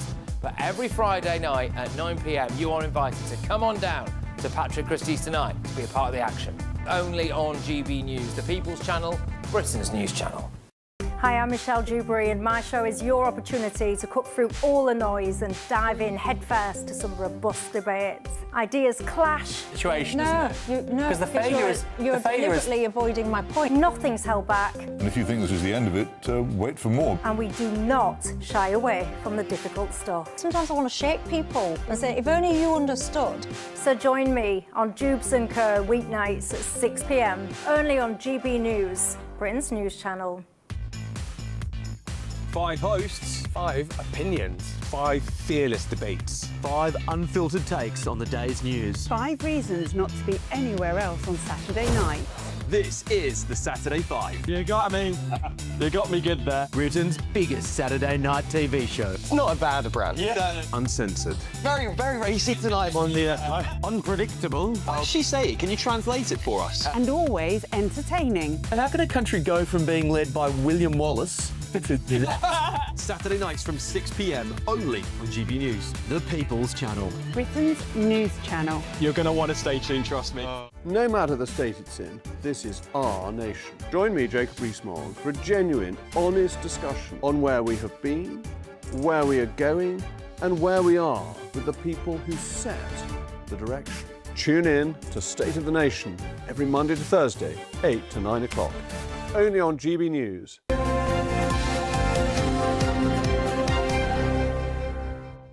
7:36. Now, the government's on a mission to stop the use of hotels for housing migrants. But instead, it seems to be sending them to military sites like the Crowborough barracks. Yes, in the cover of darkness, as it would seem. They were moved out of hotels and onto the military site, sparking outrage from the local community. Well, the government said these sites act as temporary accommodation. There's a 3-month maximum stay and they'll house asylum seekers waiting on claims to be processed. So today we are asking, should military barracks be used to house migrants? Let's talk to the founder of the Oxford Institute for British Islam, Taj Hagi, and former British Army spokesperson Major Mike Shearer. Good to see you both. Taj, can we start with you? Why should these sites be used, do you think? Well, currently we're spending over £6 million accommodating these people in hotels. I mean, this is just scandalous. And the point is, these migrants send WhatsApp pictures to everyone out there. They say, listen, come over, you're going to be housed in hotels. Now, yes, military barracks are not the best solution, but it's better than nothing. I mean, why should the British taxpayer paying over £6 million on a daily basis? Now, these military barracks are usually not in the centre of the town. We should be making sure that the accommodation is basic and austere, not hotel-like. And we should also be monitoring their movements. I mean, why give them a free rein to go to wander around in the local community? We should be creating almost a detention-like camp for them to be there for the 3 months the government says it will take them to process them. So yes, I don't want to spend any more single pound on these migrants in hotels, because this is not the right message that we are sending to these people. But it's not in a camp, is it, Major Mike Shearer? I mean, if we look at the example of Crowborough, it is right there in the community, and we've seen outrage, especially from women there, who are very concerned about these 900 men or so that are moving in. Look, I know Crowborough well, and I stayed in it a number of times. And it is very close to the town centre. I've got some sympathy with what's just been said. Detention is the only way to deter illegal criminals, immigrants. Military bases should be full of soldiers, not criminals. And if the Home Secretary wants a solution, I suggest a British overseas territory like South Georgia and the South Sandwich Islands. It's about 8,000 miles away. We can put them there and process them there. South Georgia, it's 113 miles long, 22 miles wide, plenty of space, and we can get our idle civil servants who all wish to work from home, get them over there to process them. Our delinquent Prime Minister does not act in the interest of this country. I heard Patrick Christie's the other evening just sum it up beautifully when he said, who is he working for? We've got the Chagos fiasco, the Chinese super spy embassy. He's paving the way for illegal immigrants. By the way, Keir Starmer will have imported more illegal criminals into this country than the size of the British Army by Easter. And to him, votes mean votes. He's allowing Islamist ideology to thrive. We still have IRGC operatives running around London. Why hasn't he prescribed them yet as an illegal organisation? But to bring it back on topic a little bit, Mike. I mean, would you not agree with Taj that? I mean, yeah, it's not ideal. I mean, using a place like Crowborough, but it's better than hotels. I mean, it's a decent middle line for the moment. Well, I've just given you a better one still. Well, yes, but that isn't available now, is it, Mark? I mean, that's the issue. They move into Crowborough now. They wouldn't be able to move to the 8,000 miles away anytime soon. It's too easily done, honestly. You've seen these big gyms that they can knock up now very swiftly. It's easily done. If they want a proper deterrent, look, OK, I will give way for 3 months. But look, why aren't we using proper deterrents like the one I've just suggested? It's too easily done. Taj? Listen, I think what the Major's saying is, I agree. I mean, we should, at the very beginning, we shouldn't have processed them on mainland Britain. They should have gone to South Georgia or the Hebrides or wherever. I mean, we have thousands of islands. Okay, so that was the wrong thing to process them on British mainland. But now we're stuck with this issue that we spend 6, 7, 8, I don't know how many £1 million a day on hotels. That's the issue. And forget about the money side. That's really bad as it is. But what is the imagery that these migrants send on WhatsApp photos to all of their friends all over the world? Say, hey, come to Britain. You can be accommodated in Holiday Inn in a 4-star, 5-star hotel. That's the wrong image to send out there. So yes, the military barracks is not ideal, but it's far, far better than the hotels, because we need to make life as comfortable as possible for them, create a hostile environment for them so that they don't think, listen, they're coming to utopia, to nirvana land, and they, as the Major says, bringing all of these Islamic radical ideas with them. We do not want that. We have enough home-based radicals to import a whole bunch of new ones. OK, we've got to leave it there. We are out of time, I'm afraid. But Major Mike Shearer, Taj Hagi, good to get both of your views. Thank you very much indeed. Thanks, gentlemen. And let us know what you think on that one. You will certainly have a view, gbnews.com/you'll say. Also very interested to hear from you if you were from Crowborough. How are you feeling this morning? Do get in touch. We'll try and share that throughout the programme. Right, still to come. SpaceX is going to take Wall Street by storm, apparently. It's in the papers. We'll talk through that with Mike and Scarlett in a moment. But first, if you're in search of some holiday sun, here is the forecast across Europe. Can't wait to get in that sea. Lovely and warm. Just like the feeling of having great travel insurance. All Clear Travel Insurance sponsors GB News Travel Destinations forecast. The Canary Islands, the place to be at the moment for the best of any drier and brighter weather. Otherwise, it's unsettled throughout much of southern Europe. Very windy through Iberia. That's going to be the case for a few days to come. Those strong winds gusting around the Portuguese coast and hills, where there will be spells of rain and some mountain snow. There'll also be spells of rain moving through central parts of the Med, drier for parts of Greece, particularly around the islands. All Clear Travel Insurance sponsors GB News Travel Destinations forecast.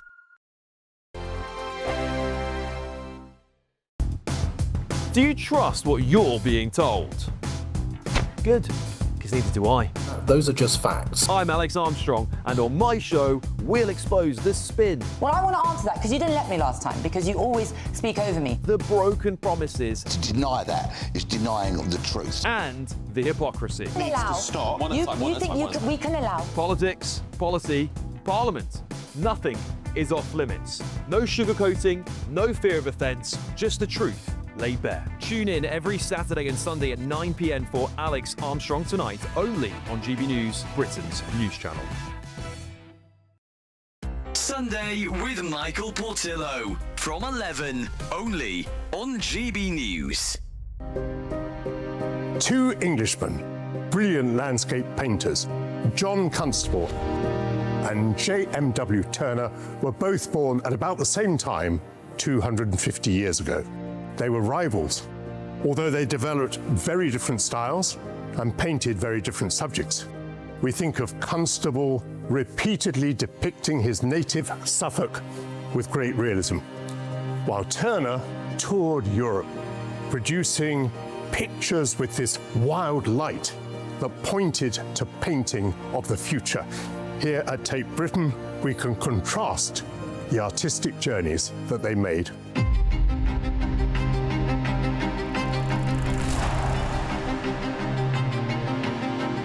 Amy, what made you want to bring together Turner and Constable in an exhibition?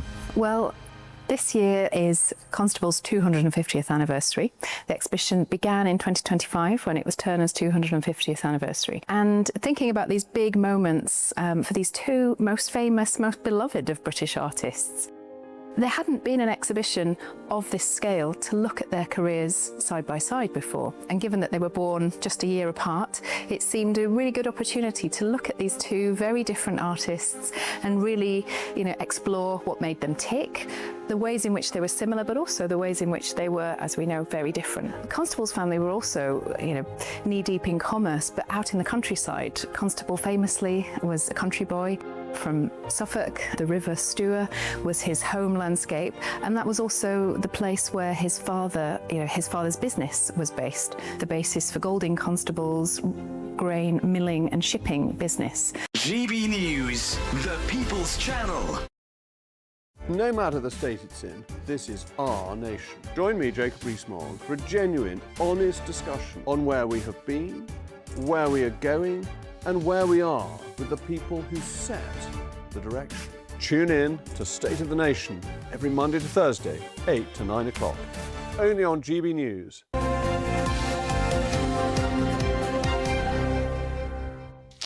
We're back going through the papers with Mike Parry and Scarlett Maguire. Morning, you two. Mike, let's start with you, shall we? The Daily Telegraph. Starmer aid pushes for Hamas to keep their weapons. Yeah, I can't quite understand this. Now, we've got this new board being erected by President Trump. I'm going here, President Trump. My thinking in line there. And 48 people now are going to comprise a sort of alternative United Nations, right? So I don't know whether this is Trump saying that I don't agree with a lot of the decision of the United Nations, but it looks to me like they've led the way on trying to say there's got to be another way in Gaza. And one of them, you're absolutely right, one of Starmer's chief aides has said it's not fair to let Hamas hand in all their guns. Now, there's two sets of weapons. There's the heavy weaponry and the small weaponry. And they say they will need it for protection, particularly the small weaponry.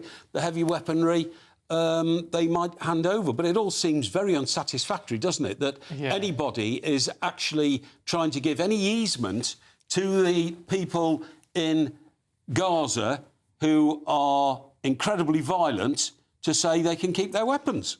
This is about... so this is Jonathan Powell, who was one of the people who negotiated...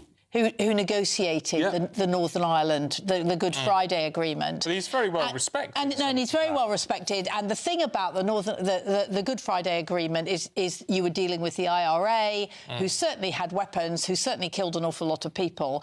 And actually, what Jonathan Powell is he's trying to get a deal. He's trying to get a deal that works. Yeah, but demilitarising is an important part of something like this. But so you begin, so it's about negotiation, isn't it? I mean, in the end, the IRA did not give up all their weapons. They put them somewhere. They hid them.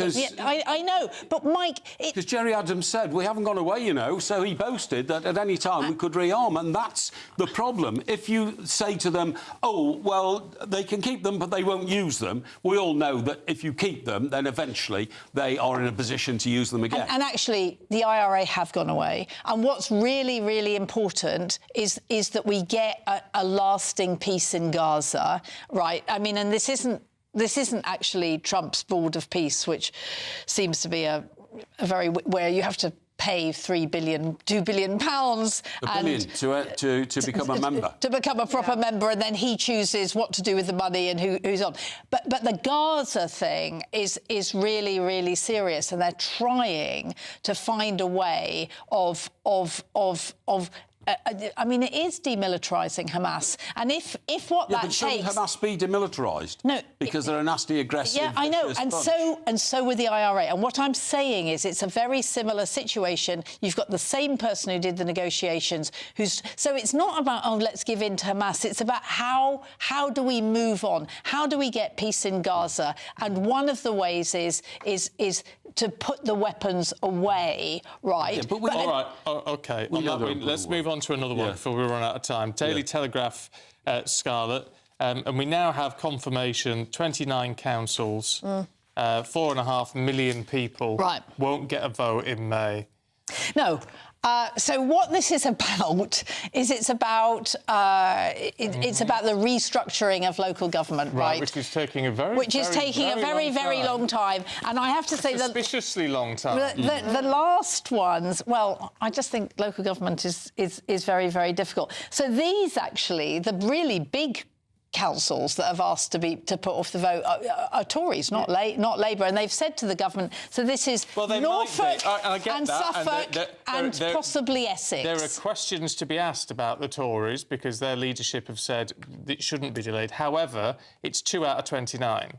Yeah, I think it's three. I think it's Norfolk, Suffolk, and I think Essex are going to join as well. Essex are sort of, we're not quite sure what they're doing at the moment. But also, Sir James Cleverly, who represents local authorities for the opposition in the Commons, didn't seem to have any clue that this was going on. I think they've been very duplicitous, these councils, because, you know, they've kept silent while huge amounts of criticism have been lauded on Labour councils who are saying we want to postpone the elections, while all the time they seem to have a plan to do it themselves. And the reason being is, just like Labour, they fear they might get beaten by reform. But it is the majority Labour. So of the 29 areas that have been postponed, 15 of them are Labour. Yeah, and it's just the latest ones are Tories. Now, what they're saying, what the government is saying, I mean, it's quite interesting because I'm not sure that Norfolk and Suffolk are saying this. The government is saying there's definitely going to be elections next year. But Norfolk and Suffolk are saying, well, it is taking a very long time and we don't know how long it's going to be. But it's not right, is it? I mean, you've got to look back at this and say they were delayed last year. Yeah. Now it's a second delay. Yeah, even Lindsay Hoyle, Speaker of the House, is saying this isn't right. It could be 7 years before they get a vote. I know. Some people, 7 years. And what's really important about it is, so what's interesting is that this is giving, it's making people think about local elections, because actually local elections, very, very few people come out. I mean, the turnout is really low. And actually, local elections matter more to people. It's the bins, it's everything like that. So I think we need to fight it. Totally undemocratic. Yeah. Totally undemocratic. Well, I think most people would agree with you. It doesn't seem right. All right, you two, thank you. We'll see you a little bit later. Lovely. Thanks very much, you two. Let's get a check now on the weather.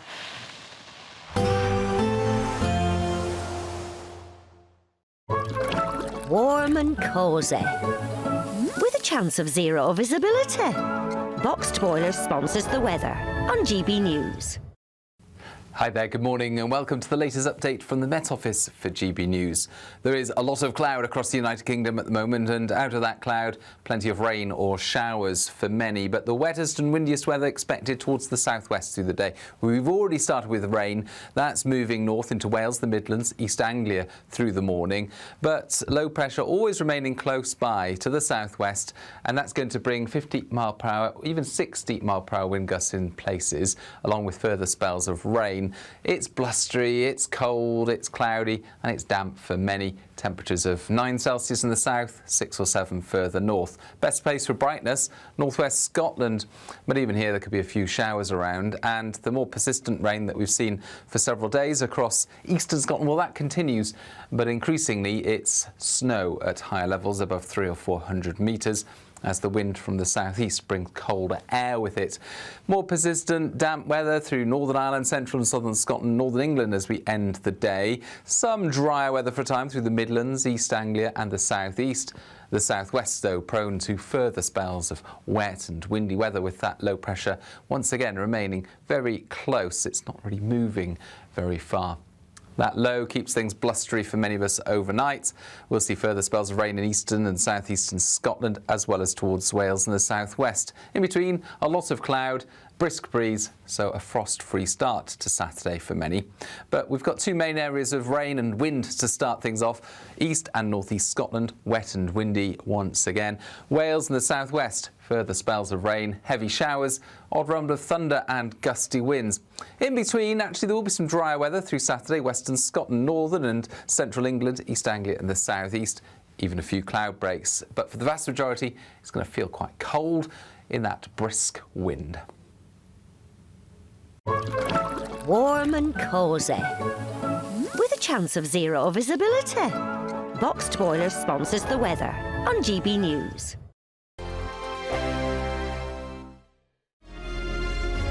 Thank you, Britain, for making GB News Radio such a huge success. Whether you're in the car, on the go or listening at home, thank you for choosing us as your radio station. Good morning. This is the latest AI travel news from gbnews.com. High winds mean the A92 Tay Road Bridge is closed to double-deck vehicles with a 30 miles per hour speed restriction. In North Lincolnshire, delays on the M180 westbound between Junction 2 and Junction 1, with one of 3 lanes shut until around 8:45 this morning. In Hampshire, a broken-down vehicle is restricting the M27 eastbound between Junction 8 and Junction 9, with 1 lane closed until about 8:15 this morning.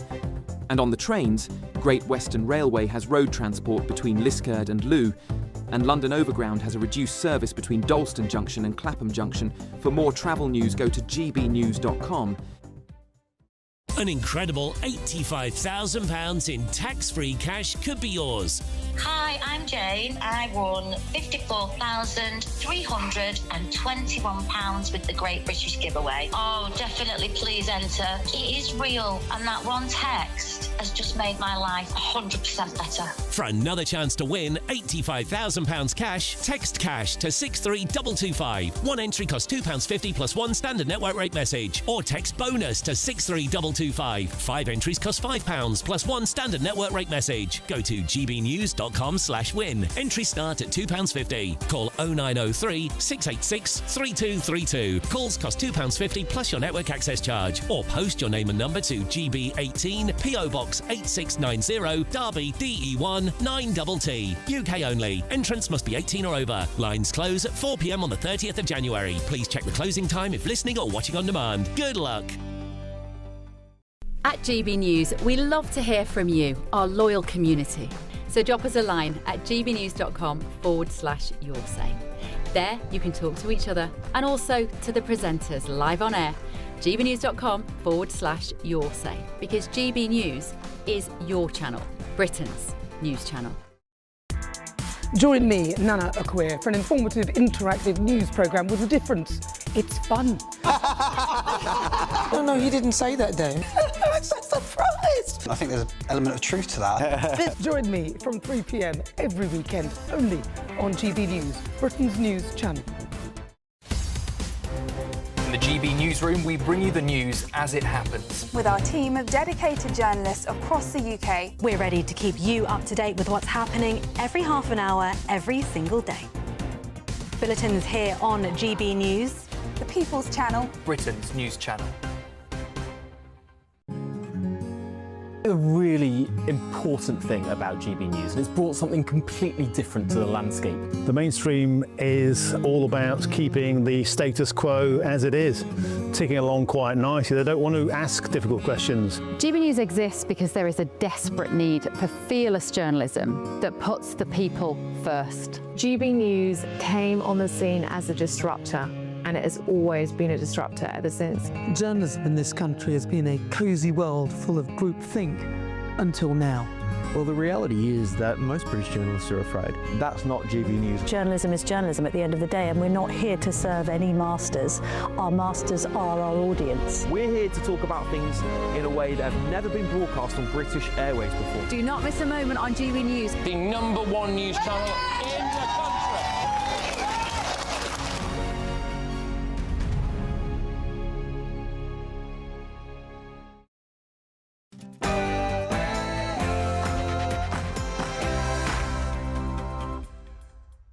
Good morning. Is a leadership challenge on the horizon for the Prime Minister? Ex-Labour MP Andrew Gwynn resigns, paving the way for the return of Mayor of Manchester Andy Burnham as an MP. But with the Prime Minister's allies apparently plotting to stop the return of the Mayor to the House of Commons, will it all work? More than 4 million people will see their local elections delayed in 29 council areas. This is part of the government shake-up of English councils. Is this an attack on democracy? First migrants moved into Crowborough military barracks under the cover of darkness. They've been moved out of hotels, but the local community is not happy.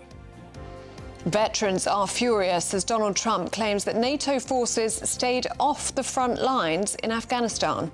Work together, and actually NATO is going to be involved with us. We're going to be doing in conjunction, parts of it in conjunction with NATO, which is really the way it should be. President Trump hails the success of the Greenland deal as he also unveils his Board of Peace for Gaza.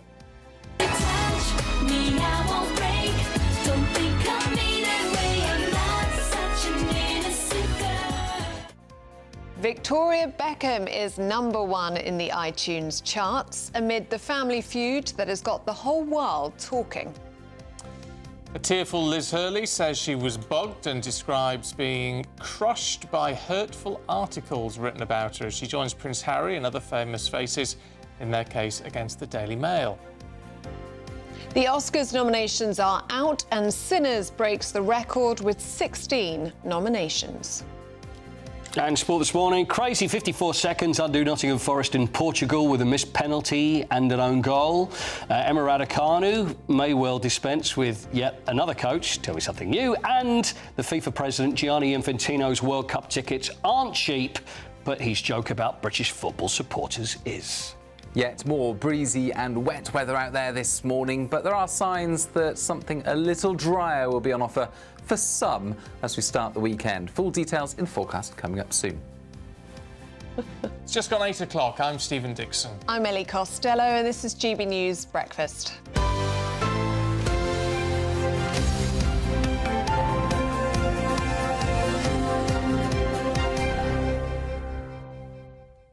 Do we like a comeback?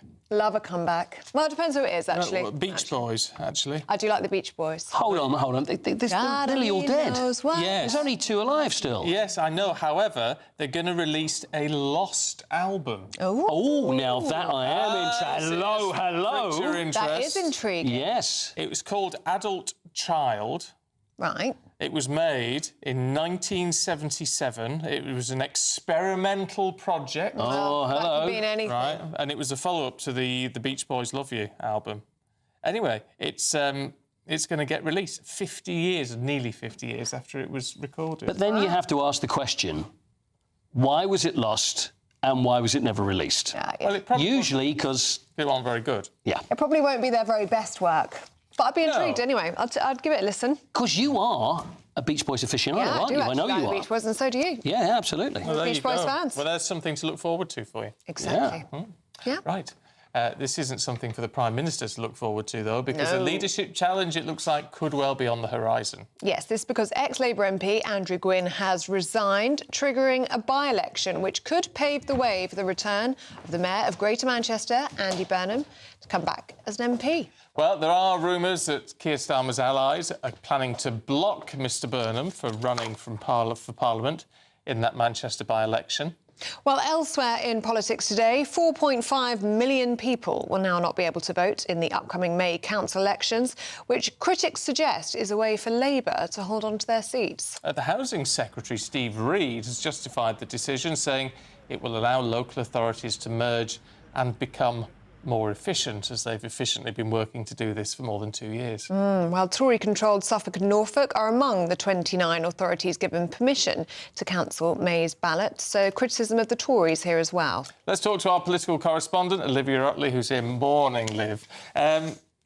This is I mean, however you look at this, it's a shot across the bows for the Prime Minister, isn't it? Looking at Andy Burnham's potential return. Well, absolutely. I mean, this has really put the cat among the pigeons.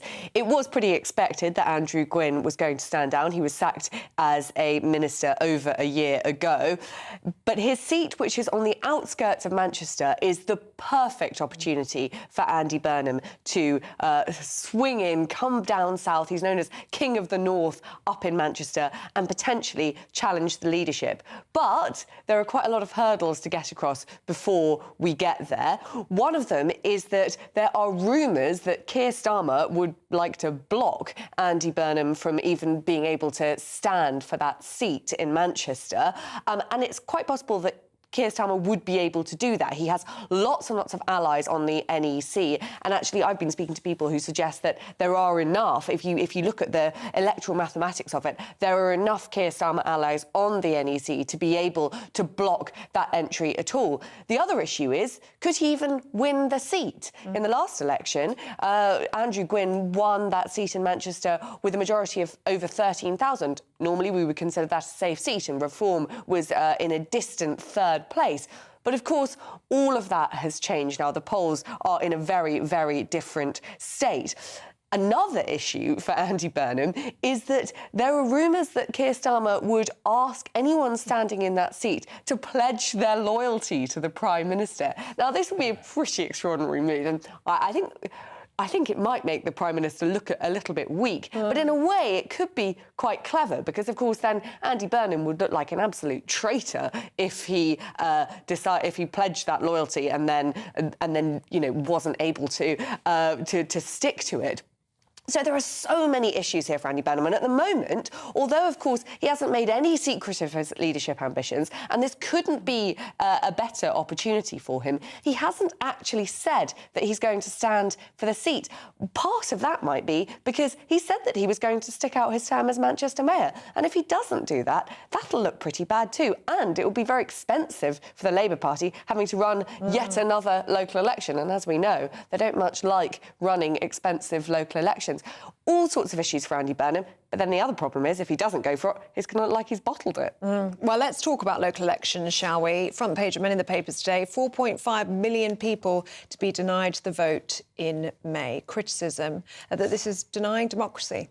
Well, yes. I mean, it is a pretty extraordinary story. From where I'm sitting, it looks like a bit of a hangover from the pandemic era when local elections were routinely delayed. And now it seems to sort of be in the public psyche that it is possible to delay elections. Now, the reason that Labour is giving for offering councils the opportunity to delay elections. It's not that Steve Reid, the Community Secretary, is forcing them to delay elections. He's just offering them the opportunity. It's because there's going to be a big shake-up of local authorities. Lots of smaller local authorities are going to be amalgamated into bigger ones. And when that happens, there'll have to be another election. So essentially what you could see happening is 3 elections in 3 consecutive years when you count in a mayoral one as well. Now, of course, that is expensive. That is a lot of admin, but you could argue that elections are always expensive. Elections are always a lot of admin, but we do them because that is what democracy is. So, you know, you can see where Labour's coming from, if you like, But you could also argue, of course, that they're just running scared of these elections because it looks like it's going to be a bloodbath for them. OK. Liv, thank you very much.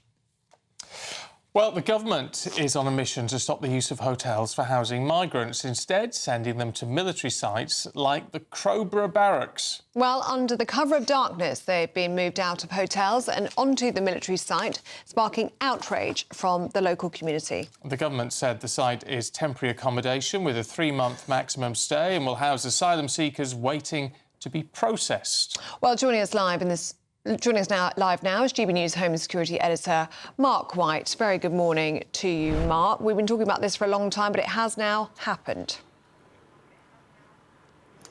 Yeah, and happened very subtly and what people in the area would say very sneakily in the early hours of yesterday morning, 3:30 in the morning, when a police escort arrived with minibuses carrying 27 young male migrants who'd all come across on small boats across the English Channel. And they are the first cohort of what will be up to 500 young male asylum seekers who are going to be housed in this former military training camp. And of course, the people of Crowborough and surrounding areas have been protesting ever since this was first mooted in October of last year, out regularly voicing their concerns. And they thought they'd been assured that there would be no sudden moves by the Home Office without some kind of prior notice. Well, that didn't obviously happen.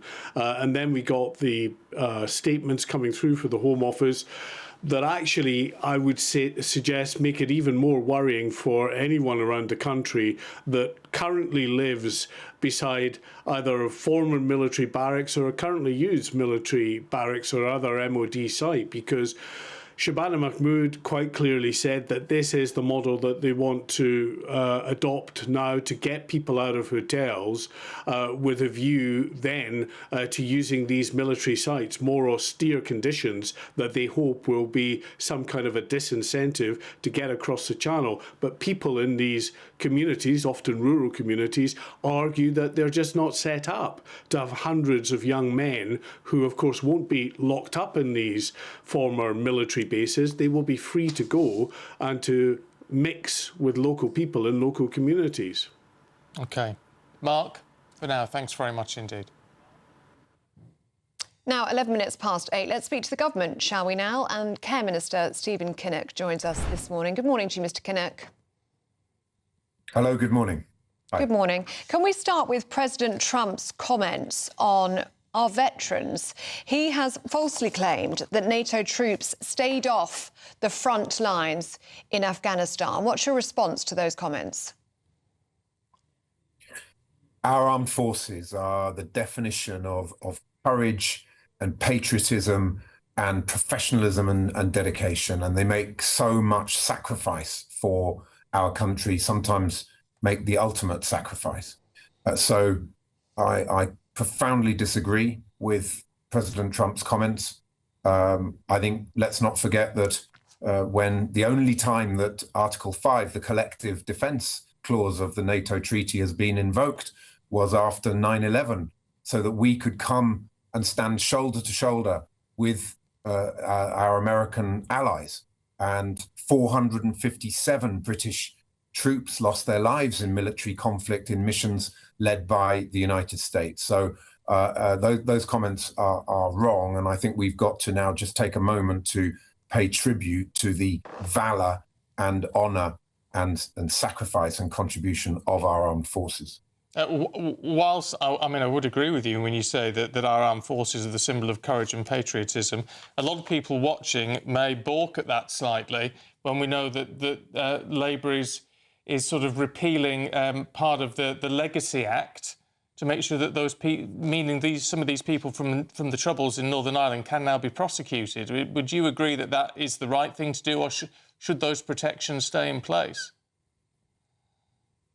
Well, I think we've got to have the balance right on Northern Ireland so that we're absolutely ready to take action against anyone that has broken the law, whichever side of the Northern Ireland Troubles you're coming from. And that does need to be applied across the board. And I know there's also a need to ensure that we have protections in place for our armed forces in terms of the law, and that those protections only work if they're applied coherently and consistently. So, I also think in terms of Labour's history and record of supporting our armed forces, let's not forget that it was a Labour government that took us into NATO after the Second World War.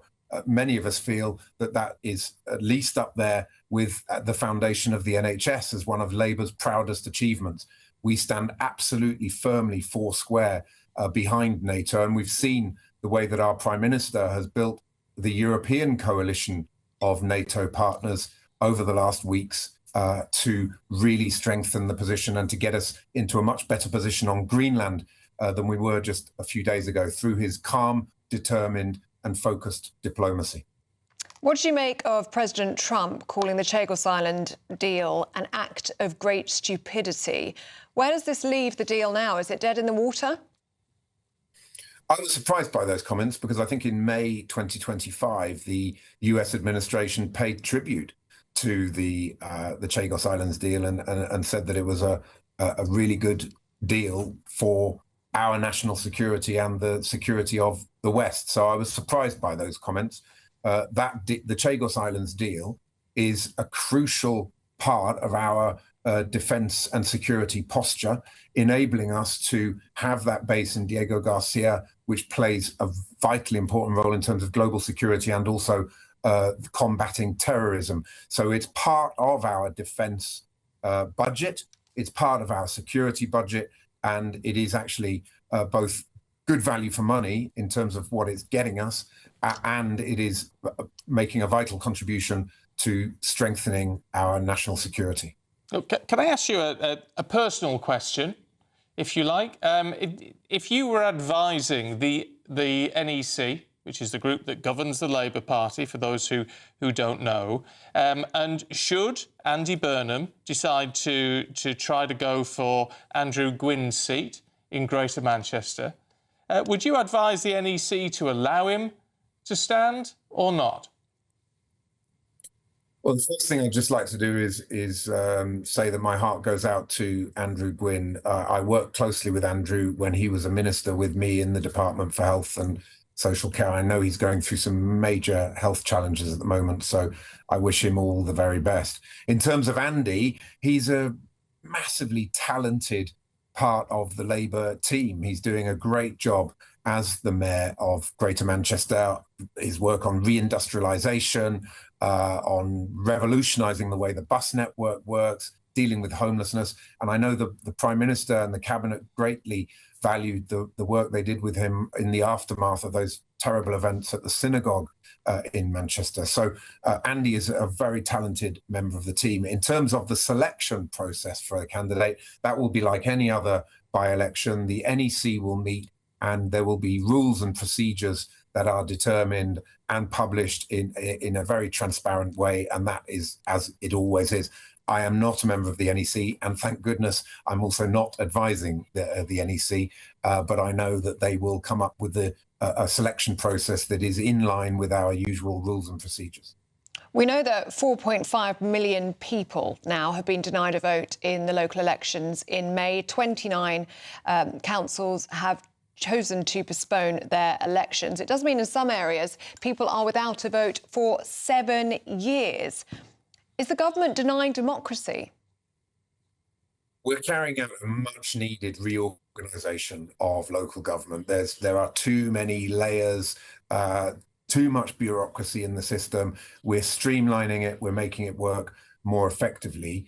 The case for having elections in some of those areas where that reorganisation is taking place simply doesn't stack up, because it would block the reorganisation, and you'd be having elections for an area that just a year down the line or so just may not exist anymore. Well, yeah, so, forgive me. That argument may have washed last year when elections were delayed, but because they're being delayed again, it's like saying, well, why is this reorganisation taking several years to do? I mean, it's just that in itself is not acceptable, is it? And at some point, you've got to bite the bullet and say, right, come what may, we've got to have a vote. Well, the reorganisations are complex processes, and we're dealing with a situation that's been just left and neglected for 15 years, following those 15 years of Tory neglect and incompetence. So it's a big mess to fix. It requires that streamlining and careful planning and executing, doing it right. The last thing we want to do is, in an attempt to fix the system, intervene in a way that doesn't actually help. So we've got to get it right, and trying to do that whilst also having elections in those areas, 4 areas, as I say, which just may not exist very shortly after polling day in those particular places, just is not a good use of resources. And many, many councils have asked for this to happen, not only Labour-led councils. There have been other councils around the country that have said this, it doesn't make sense. So that's why we're taking the action that we are. And finally, Mr Kinnick, you're here to talk to us today about your work to end the cancer postcode lottery for patients in rural and coastal areas. How are you going to fill those gaps, and how are you going to get people to work in those areas? That's a real challenge. Yeah, I'm really pleased to be here at a cancer centre in Bristol today to announce that we will very shortly be publishing our national cancer plan. And a big part of that is about ending the postcode lottery, as you say. In too many cases, your access to a rapid diagnosis or to high quality treatment depends on where you live in the country. And that's not fair. That needs to stop. So 2 or 3 of the big things we're doing. First of all, on technology.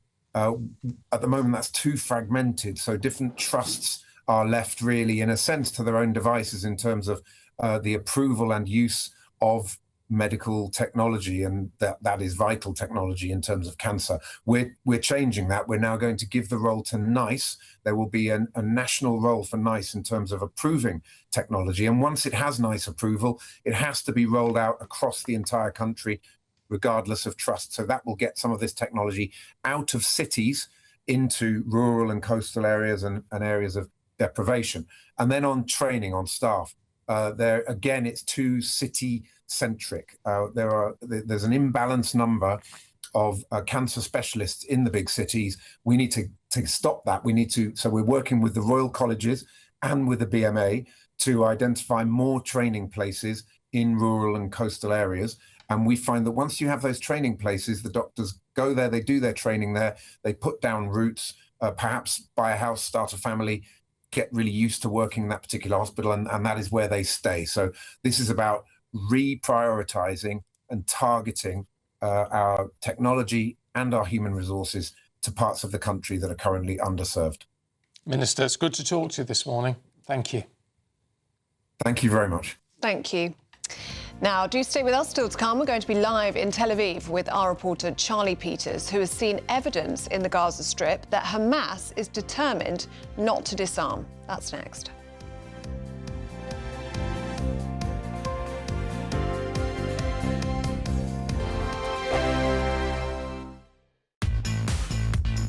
Five hosts, 5 opinions, 5 fearless debates, 5 unfiltered takes on the day's news. 5 reasons not to be anywhere else on Saturday night. This is the Saturday 5. You got me. You got me good there. Britain's biggest Saturday night TV show. It's not a bad brand. Yeah. Uncensored. Very, very racy tonight. On the unpredictable. What does she say? Can you translate it for us? And always entertaining. And how can a country go from being led by William Wallace Saturday nights from 6 p.m. only on GB News, the People's Channel. Britain's news channel. You're going to want to stay tuned, trust me. Good afternoon, Britain. Weekdays from midday. After portraits of Lawrence of Arabia were given trigger warnings. The gallery has flagged images of Lawrence wearing traditional Arab dress, saying they may differ from today's attitudes and reflect views of their time.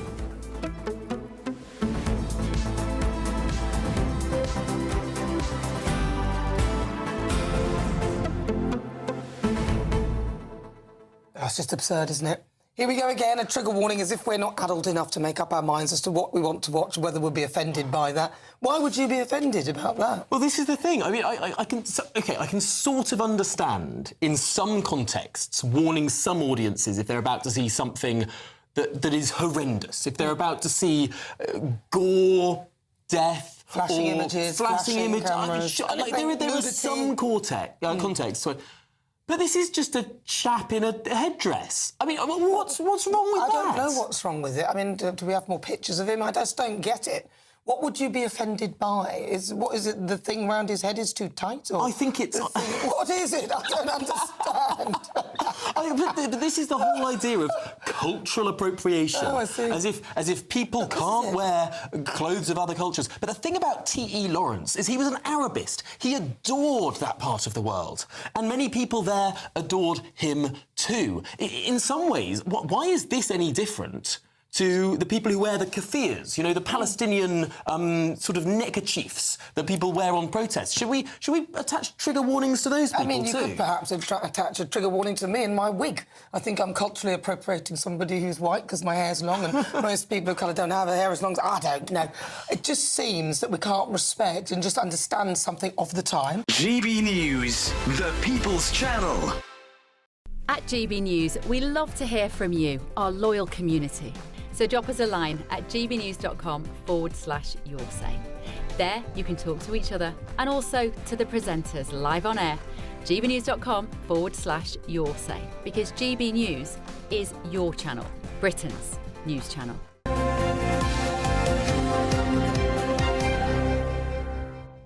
Welcome back to Breakfast. It's 8:24. Now, GB News has seen evidence in the Gaza Strip that the Hamas terror group is determined not to disarm. Well, over 4 months after the IDF dropped its campaign of major operations against the group, the force is still being harassed by regular low-level attacks. Well, GB News saw first-hand evidence of violations of the ceasefire agreement by Hamas. Let's head to Tel Aviv. Charlie Peters is there for us. So what's been seen by our teams, Charlie?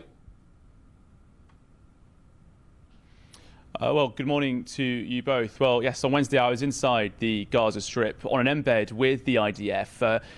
Independent journalists, we can't enter the Gaza Strip without the permission of the IDF. They maintain a total control on the area, limiting the amount of information that comes out of the coastal enclave. But when we were able to get inside, they showed us what they said was evidence of recent Hamas activity. I was able to produce a report inside the Gaza Strip, which we can play for you later as well, showing just the extent of the destruction that was on show inside the coastal enclave.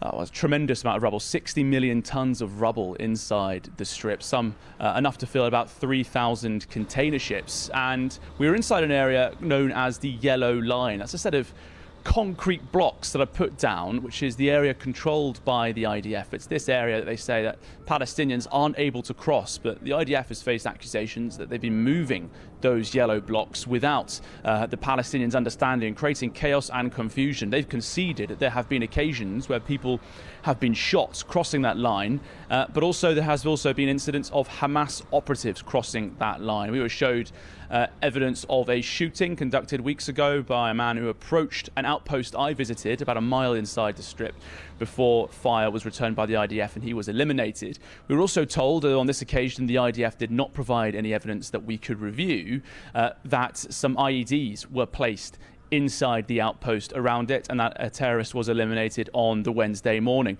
And all this comes amid the approach of what is meant to be phase 2 of that ceasefire plan. It's meant to be a period now where the IDF and Hamas go to the next stage where Hamas is expected to disarm, one of the commitments it made as part of that 20-point plan. And while we were inside the Gaza Strip, Stephen and Ellie, we heard just a constant weight of violence, the sound of regular gunfire, artillery, of a drone cycling overhead, circling the area, keeping an eye on Palestinian positions in the centre of the Gaza Strip. While speaking to the spokesperson for about 5 minutes, the Lieutenant Colonel Nadav Shoshani, his comments interrupted by the sound of IDF gunfire in the background, and they showed us tunnels, widespread infrastructure, saying that the two missions of the IDF inside the Gaza Strip now is to protect the Israeli civilians behind them, those communities that were massacred on October the 7th, over 2 years ago, but also to remove what they can of the terrorist infrastructure beneath the ground. Important to remember, of course, that the Gaza Strip is 2 layers. Overground, much of which is rubble now, and that labyrinth of terrorist tunnels where they're able to store weapons, and of course for many years where they stored hundreds of hostages, the bodies of one which remain still inside the Gaza Strip. Just moments before we entered Gaza on Wednesday, 3 journalists, according to Palestinian media, were killed by an Israeli airstrike, although the Israelis maintain that they were operating a drone linked to Hamas. They've yet to provide footage of that incident as well. But it's clear that that is a region very much still under the full weight of combat. It's still a war zone. And we're hearing now from Jonathan Powell, the National Security Advisor, that he wants Hamas to retain some of its weapons, raising a lot of concern here in Israel that the UK is out of step with the US and Israel on this peace plan, which will require Hamas to disarm, to lay down its weapons. The plan requires them, under Jared Kushner, Trump's son-in-law, to lay down entirely all of its heavy weapons to remove the risk of any sort of long-range missile strikes from the Gaza Strip into Tel Aviv, which have been dormant for several months now. But also, as part of the next phase, there would be a sector-by-sector removal of small arms. The evidence we saw is that they are still clinging onto those weapons and keen to use them. And Jonathan Powell says that perhaps, like the IRA, Hamas could keep them. Harley Peters, thank you so much for your reporting. Right, it is coming up to 8:30 and it's time for the weather with Aidan McGivern. Expect warm spells with the odd rude interruption. Boxed Boilers sponsors the weather on GB News. Hi there, good morning and welcome to the latest update from the Met Office for GB News. There is a lot of cloud across the United Kingdom at the moment, and out of that cloud, plenty of rain or showers for many, but the wettest and windiest weather expected towards the southwest through the day. We've already started with rain. That's moving north into Wales, the Midlands, East Anglia through the morning, but low pressure always remaining close by to the southwest, and that's going to bring 50 mile per hour, even 60 mile per hour wind gusts in places, along with further spells of rain. It's blustery, it's cold, it's cloudy and it's damp for many. Temperatures of 9 Celsius in the south, 6 or 7 further north. Best place for brightness, northwest Scotland, but even here there could be a few showers around, and the more persistent rain that we've seen for several days across eastern Scotland, well, that continues, but increasingly it's snow at higher levels above 300 or 400 metres. As the wind from the southeast brings colder air with it. More persistent damp weather through Northern Ireland, central and southern Scotland, northern England as we end the day. Some drier weather for a time through the Midlands, East Anglia and the southeast.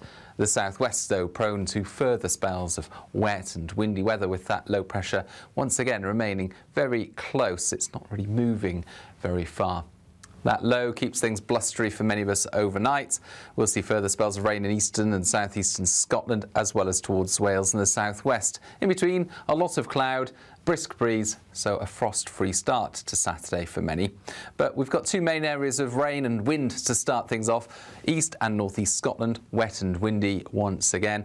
Wales and the southwest, further spells of rain, heavy showers, odd rumble of thunder and gusty winds. In between, actually, there will be some drier weather through Saturday, western Scotland, northern and central England, East Anglia and the southeast. Even a few cloud breaks. But for the vast majority, it's going to feel quite cold in that brisk wind. Expect warm spells with the odd rude interruption. Boxed Boilers sponsors the weather on GB News. Now, if you're travelling to work or school this morning, here's your travel update.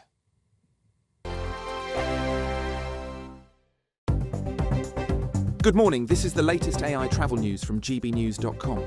In Stockton-on-Tees, the A19 northbound between the A1130 and the A66 has one lane shut after a collision.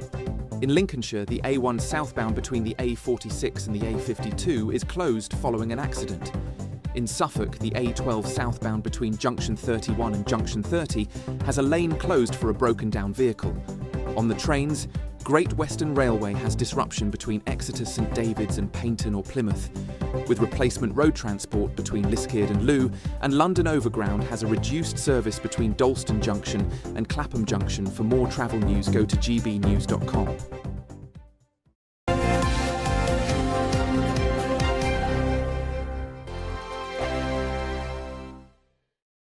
Westminster's full of talk, but out here, it's the real world.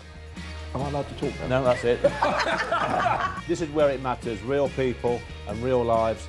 That's what politics is all about. The fact is Trump made a good start. No. Straight answers, no spin, and just a couple of pints. How many fingers have I got up? About 10. So join me for Lee Anderson's Real World every Friday at 7 p.m, only on GB News. The People's Channel, Britain's news channel. You want to know what's really going on in the corridors of power? Labour don't know what to do with you half the time, and that makes you quite lethal in the chamber. Get behind the headlines with Chopper's Political Podcast. Join me, Christopher Hope, as I sit down with the great and the good of British politics. We'll see where this ruling takes us. These are the stories shaping our nation. Chopper's Political Podcast, available now on all platforms. Listen in and stay ahead.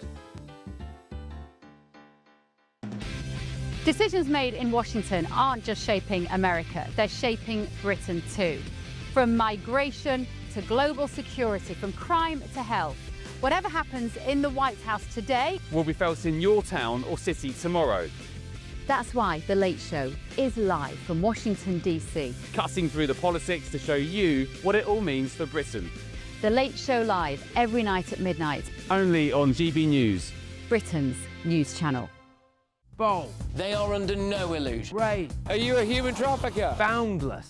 I've had enough of the nonsense, and I'm not afraid to say it. Don't get this on the BBC. Every weeknight, I tear through the headlines. The smell of gasoline. Should we be worried about it? From Westminster madness to cultural war chaos. What I'm going to do now is they are throwing things out the car as we speak. Get ready, Britain. Here we go. Patrick Christie's tonight, weeknights from 9 p.m, only on GB News, Britain's news channel. At GB News, we love to hear from you, our loyal community. So drop us a line at gbnews.com/your say. There you can talk to each other and also to the presenters live on air. gbnews.com/your say, because GB News is your channel, Britain's news channel. Join me, Nana Akua, for an informative, interactive news programme with a difference. It's fun. No, you didn't say that, Dave. I'm so surprised. I think there's an element of truth to that. Join me from 3 p.m. every weekend, only on GB News, Britain's news channel. In the GB Newsroom, we bring you the news as it happens. With our team of dedicated journalists across the UK, we're ready to keep you up to date with what's happening every half an hour, every single day. Bulletins here on GB News, the People's Channel, Britain's news channel.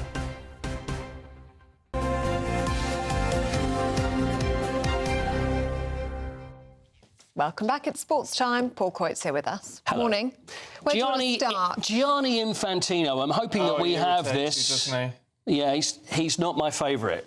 The president of FIFA speaking at the World Economic Forum. Why was he there? Yeah, it's a great question. To hang about with rich people. Well, I think that's it. Why was David Beckham there? Also, well, there you go. valid question. Sorry, yeah. Or maybe they all just like to hang around with David Beckham. Maybe that's what it is. Could be. But anyway, he loves to be amongst world leaders, as we know, and he's a good friend of President Trump too. 2022, he said, was the World Cup was special because no British fans were arrested. It was just his little joke. Yeah. I don't think that's funny, do you? No. I don't think that's very good. And he talking about the amount of tickets applied for, and he was saying, well, I've been hammered for the amount of tickets that were applied for, or the amount of tickets and the fact that they were so expensive. But I can tell you that we've had, I think it's like 1 billion. It was something ridiculous, like millions and millions of people have applied for tickets. Yeah, and he's saying about half a billion. Yeah. I mean, really? But it's all very well saying, oh yeah, well the tickets are expensive, but it proves that I did the right thing.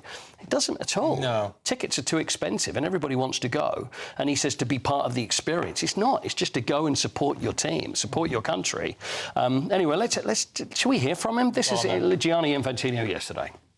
We received over 500 million ticket requests. 500 million ticket requests. 500 million ticket requests. We were hammered. I was hammered, I should say, because of the ticket prices, because they are so expensive. And the main critics were from Germany and England, of course.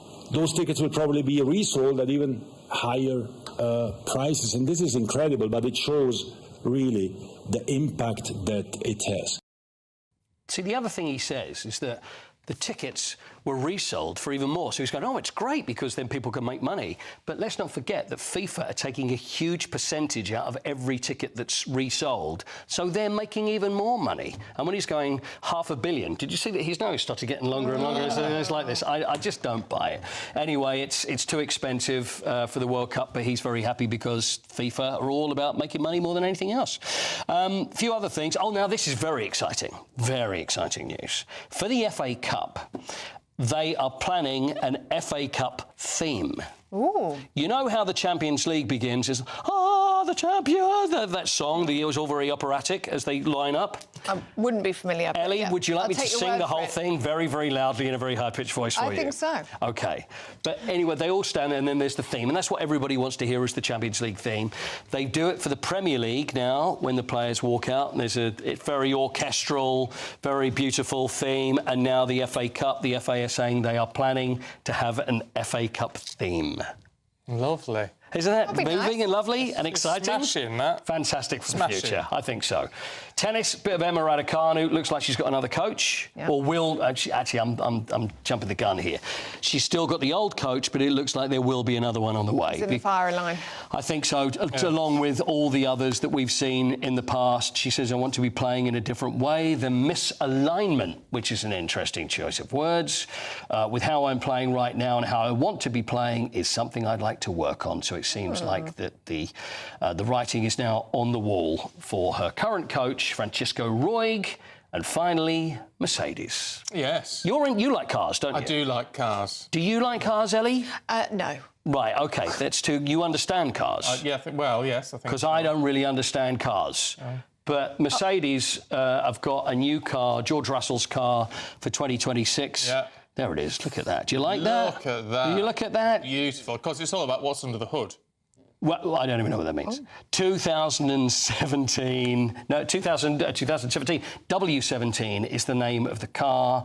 And I can tell you off the top of my head, it's new set of technical regulations, changes and restrictions on chassis, power and fueling, smaller, narrow and lighter. They've found loopholes to probably gain 0.3 seconds, and obviously that's the compression ratio of the cylinders in a new power unit. Stick that in your pipe and smoke it. Thank you very much. That's all I can say about the whole thing. I should be going to have a look at it, because I know where they'll be showing it off. Oh, do you? I'm going to wangle myself an invite. Well, they're all quite close to you around Milton Keynes, aren't they? There's around the area. Horses around there, so But it's a very... the Red Bull lot around there as well. Absolutely. A very nice car. But that is the car that George Russell will be racing in 2026-27. Lovely. Paul, thank you very Courtney. much indeed. I've got some breaking news for you, actually. This will keep our gallery on our toes. Just had a message through from Al Carnes, who's the Armed Forces Minister in the government. I asked him, he's not going to come on in person, but I asked him about what he thought about Trump's comments about not being on the front line in Afghanistan. He said, it's a real shame to hear this. The only time NATO has ever enacted Article 5 was after the 9/11 terrorist attacks on the US. He said, many courageous and honourable service personnel fought on the front line. Many in the more specialist units fought way beyond it, deep behind enemy lines. And he said it's worth reminding everyone that more British troops landed on D-Day than any other nation. He said there are two great sayings worth remembering. There is only one worse thing than working with allies, and that's working without them. And when you do, always remember, never above, never below, always side by side. I think that's actually very strong. Well said. We'll get that clipped up and sort of on the website as well. So that's what the Armed Forces Minister is telling us this morning. Yeah, let us know what you think on that. gbnews.com/your say.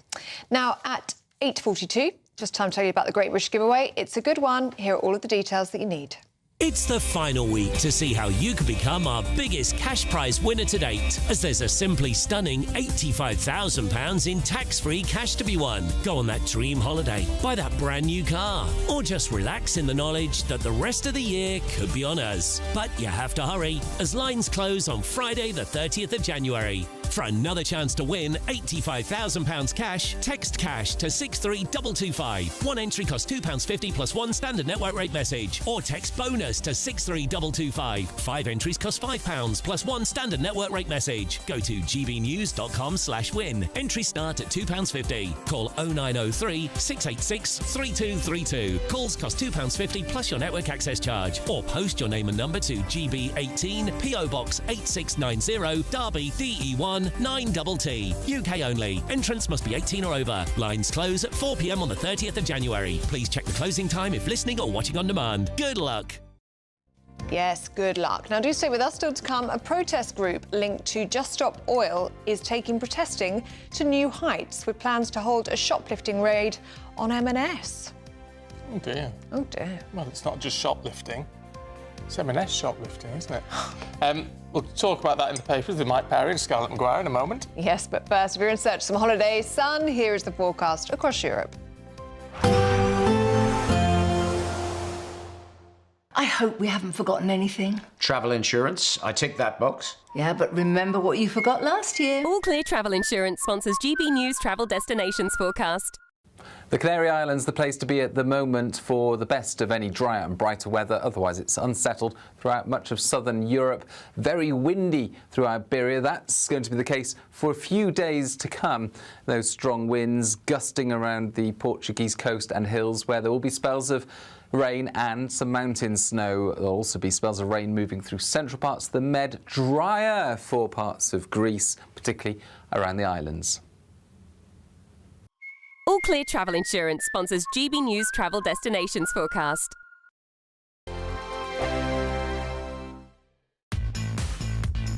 5 hosts, 5 opinions, 5 fearless debates, 5 unfiltered takes on the day's news. 5 reasons not to be anywhere else on Saturday night. This is the Saturday 5. You got me good there. Britain's biggest Saturday night TV show. It's not a bad brand. Yeah. Uncensored. Very, very racy tonight. On the unpredictable. What did she say? Can you translate it for us? And always entertaining. And how can a country go from being led by William Wallace to Saturday nights from 6 p.m. only on GB News, the People's Channel. Britain's news channel. You're going to want to stay tuned, trust me. Good afternoon, Britain. Weekdays from midday. Prince William is the most popular member of the royal family, according to the latest tracker from YouGov. January 2026 ratings, followed very closely by his wife, the Princess of Wales. They've got favourability ratings of 74% and 77% respectively even. Princess Anne, number 3, the King, number 4.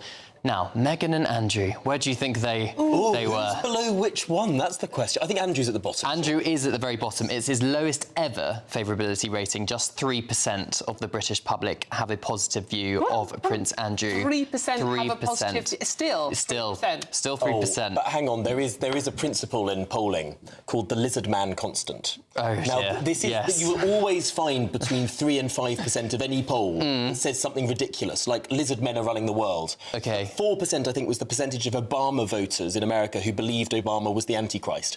I mean, it's the sort of nonsense noise that you get in a poll. It's usually 3-4%. Well, you know, talking of nonsense noise, I mean, Andrew, you know, he's still a grandfather and he's still a father. Anyway, Meghan also had her worst favourability ratings ever, 19%. But the thing that struck me in this polling is that 64% of Brits think we should continue to have monarchy, but only half think it's value for when eventually he does become king. I suspect there's going to be a lot of cost-saving measures when it comes to how the royal family is funded. There's 500 staff, just over, which are funded by the sovereign grant, which is basically our money.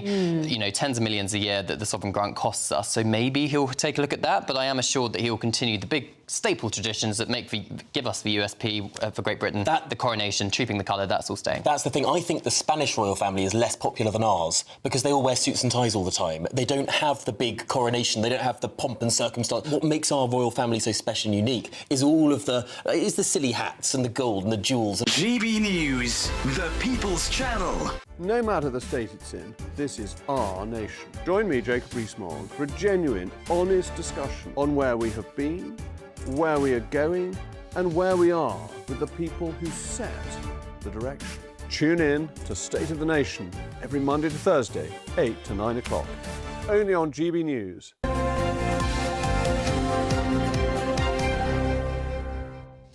Welcome back. We're going through the papers in the company of Mike Parry and Scarlett Maguire. Morning, you two.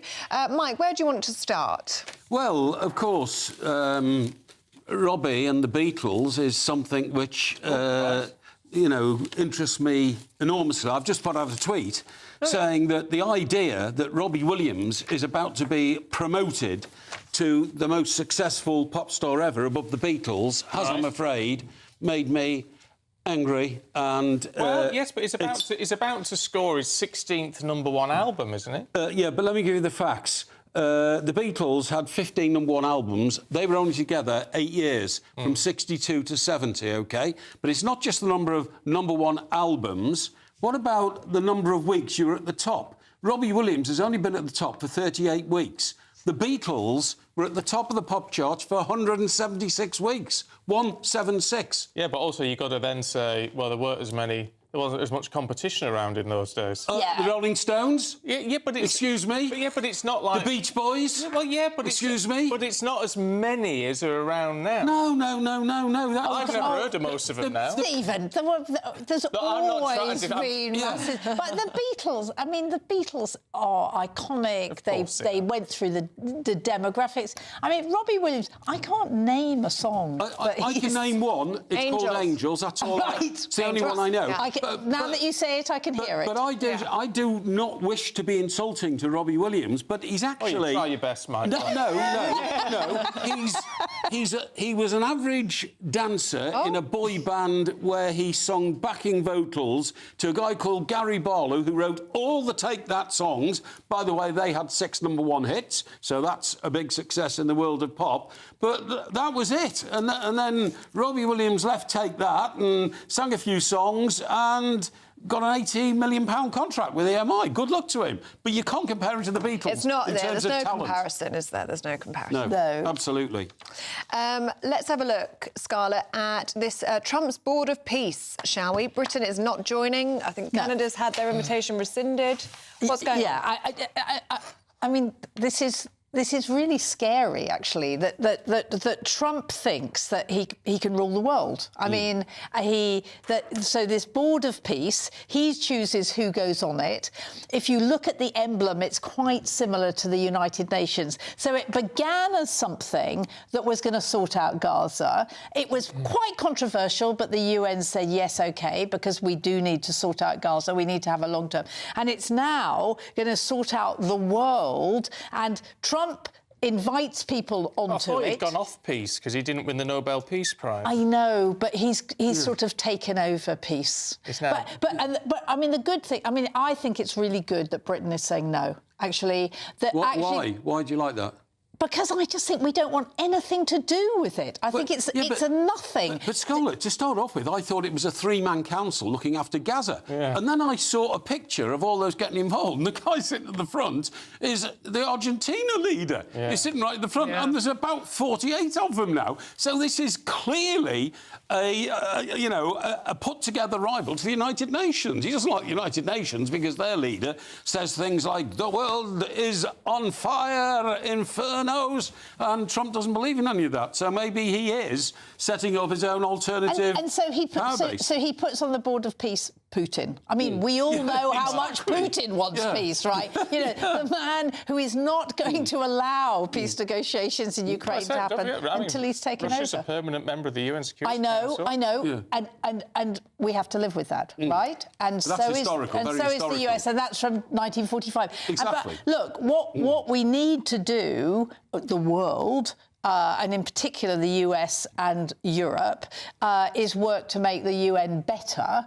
Because, it's not going to happen by Trump. The thought of Trump, who is now claiming over and over again all these things that he's done. But the UN is just the biggest talking shop in the world. It's not. When I lived and worked in New York, Unfortunately, I had to go to the UN sometimes. It's a massive building on the East River, about 60 storeys high, and nothing ever happens in there. It is just a talking shop. It's completely useless. It's never made a decent decision in the whole of its history, and all it does is send people out with blue hats on to be peacekeepers in places where nothing else can happen. No, it doesn't. They do an awful lot of good, and it has a lot of. I mean, things like the UN thing on refugees, the education. I mean, they do really, really. They have a lot of problems as well. They've got a lot of people at the UN who've been found guilty of not being very good people. Yeah. All right. Look. We need to move on to something slightly, well, I don't know if it's lighter or not, really. Just to finish off with, it's in the Times. Just Stop Oil is going to shoplift, it's hold a week-long set of shoplifting raids on Marks and Spencer's. Yeah.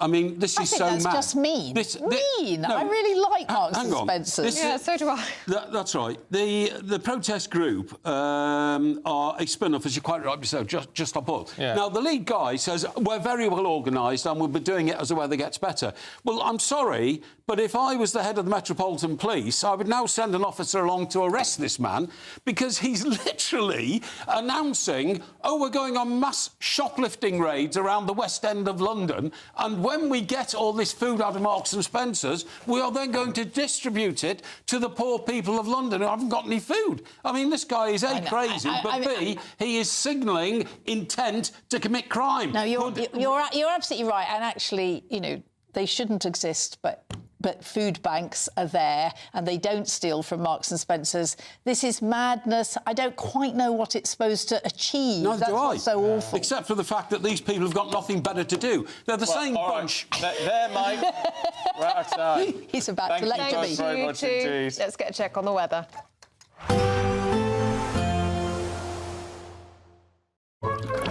Warm and cosy, with a chance of zero visibility. Boxed Boiler sponsors the weather on GB News. Hi there, good morning and welcome to the latest update from the Met Office for GB News. There is a lot of cloud across the United Kingdom at the moment, and out of that cloud, plenty of rain or showers for many, but the wettest and windiest weather expected towards the southwest through the day. We've already started with rain. That's moving north into Wales, the Midlands, East Anglia through the morning, but low pressure always remaining close by to the southwest, and that's going to bring 50 mile per hour, even 60 mile per hour wind gusts in places, along with further spells of rain.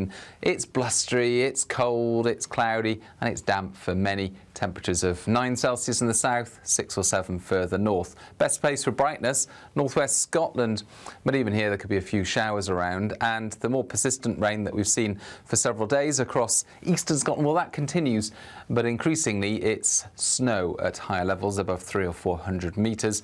As the wind from the southeast brings colder air with it.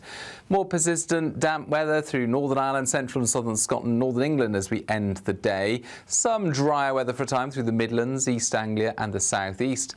The southwest, though, prone to further spells of wet and windy weather, with that low pressure once again remaining very close. It's not really moving very far. That low keeps things blustery for many of us overnight. We'll see further spells of rain in eastern and southeastern Scotland, as well as towards Wales and the southwest. In between, a lot of cloud, brisk breeze, so a frost-free start to Saturday for many. But we've got two main areas of rain and wind to start things off. East and northeast Scotland, wet and windy once again. Wales and the southwest, further spells of rain, heavy showers, odd rumble of thunder and gusty winds. In between, actually, there will be some drier weather through Saturday, western Scotland, northern and central England, East Anglia and the southeast. Even a few cloud breaks. But for the vast majority, it's going to feel quite cold in that brisk wind. Warm and cosy, with a chance of zero visibility. Boxed Boiler sponsors the weather on GB News.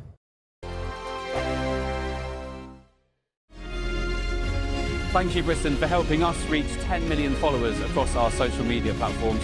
We're truly honoured to have your trust, one follower at a time.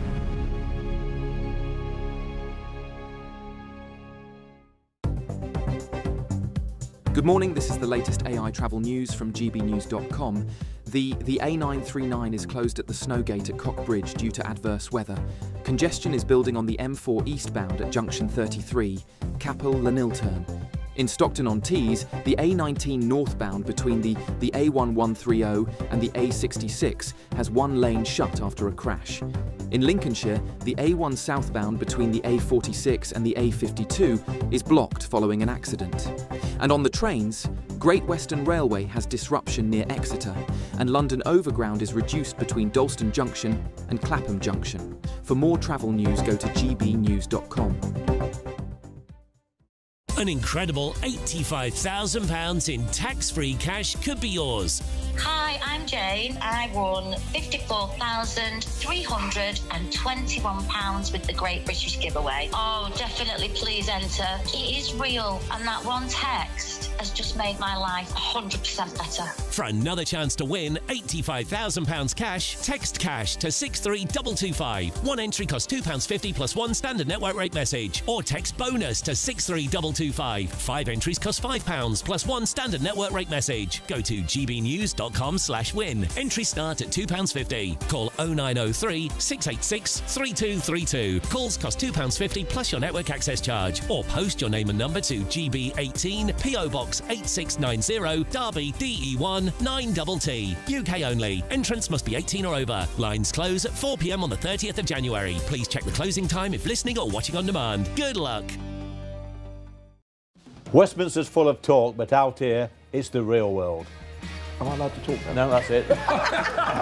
This is where it matters. Real people and real lives. That's what politics is all about. The fact that Trump made a good start, no. Straight answers, no spin, and just a couple of pints. How many fingers have I got up? About 10. So join me for Lee Anderson's Real World every Friday at 7 p.m. only on GB News. The People's Channel, Britain's news channel. You want to know what's really going on in the corridors of power? Labour don't know what to do with you half the time, and that makes you quite lethal in the chamber. Get behind the headlines with Chopper's Political Podcast. Join me, Christopher Hope, as I sit down with the great and the good of British politics. We'll see where this ruling takes us. These are the stories shaping our nation. Chopper's Political Podcast, available now on all platforms. Listen in and stay ahead.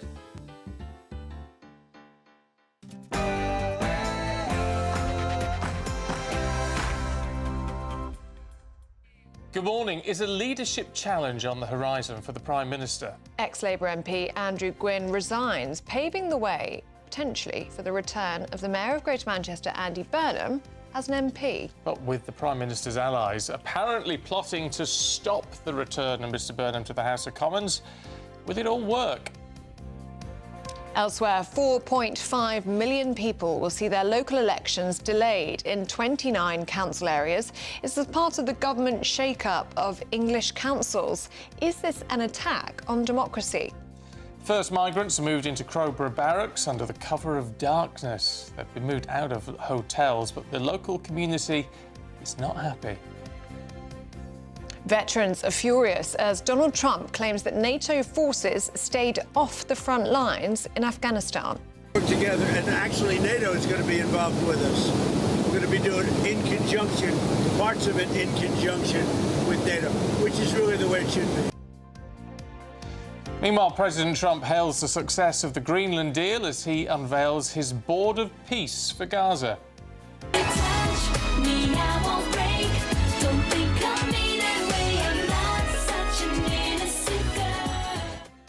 Victoria Beckham tops the iTunes charts amid the family feud that got the whole world talking. A tearful Liz Hurley claims she was bugged and describes how she felt crushed by hurtful articles that have been written about her as she joins Prince Harry and others in their case against the Daily Mail. The Oscar nominations are out and Sinners breaks the record with 16 nominations. Yet more breezy and wet weather out there this morning, but there are signs that something a little drier will be on offer for some as we start the weekend. Full details in the forecast coming up soon. It's just gone 9 o'clock. I'm Stephen Dixon. I'm Ellie Costello and this is GB News Breakfast.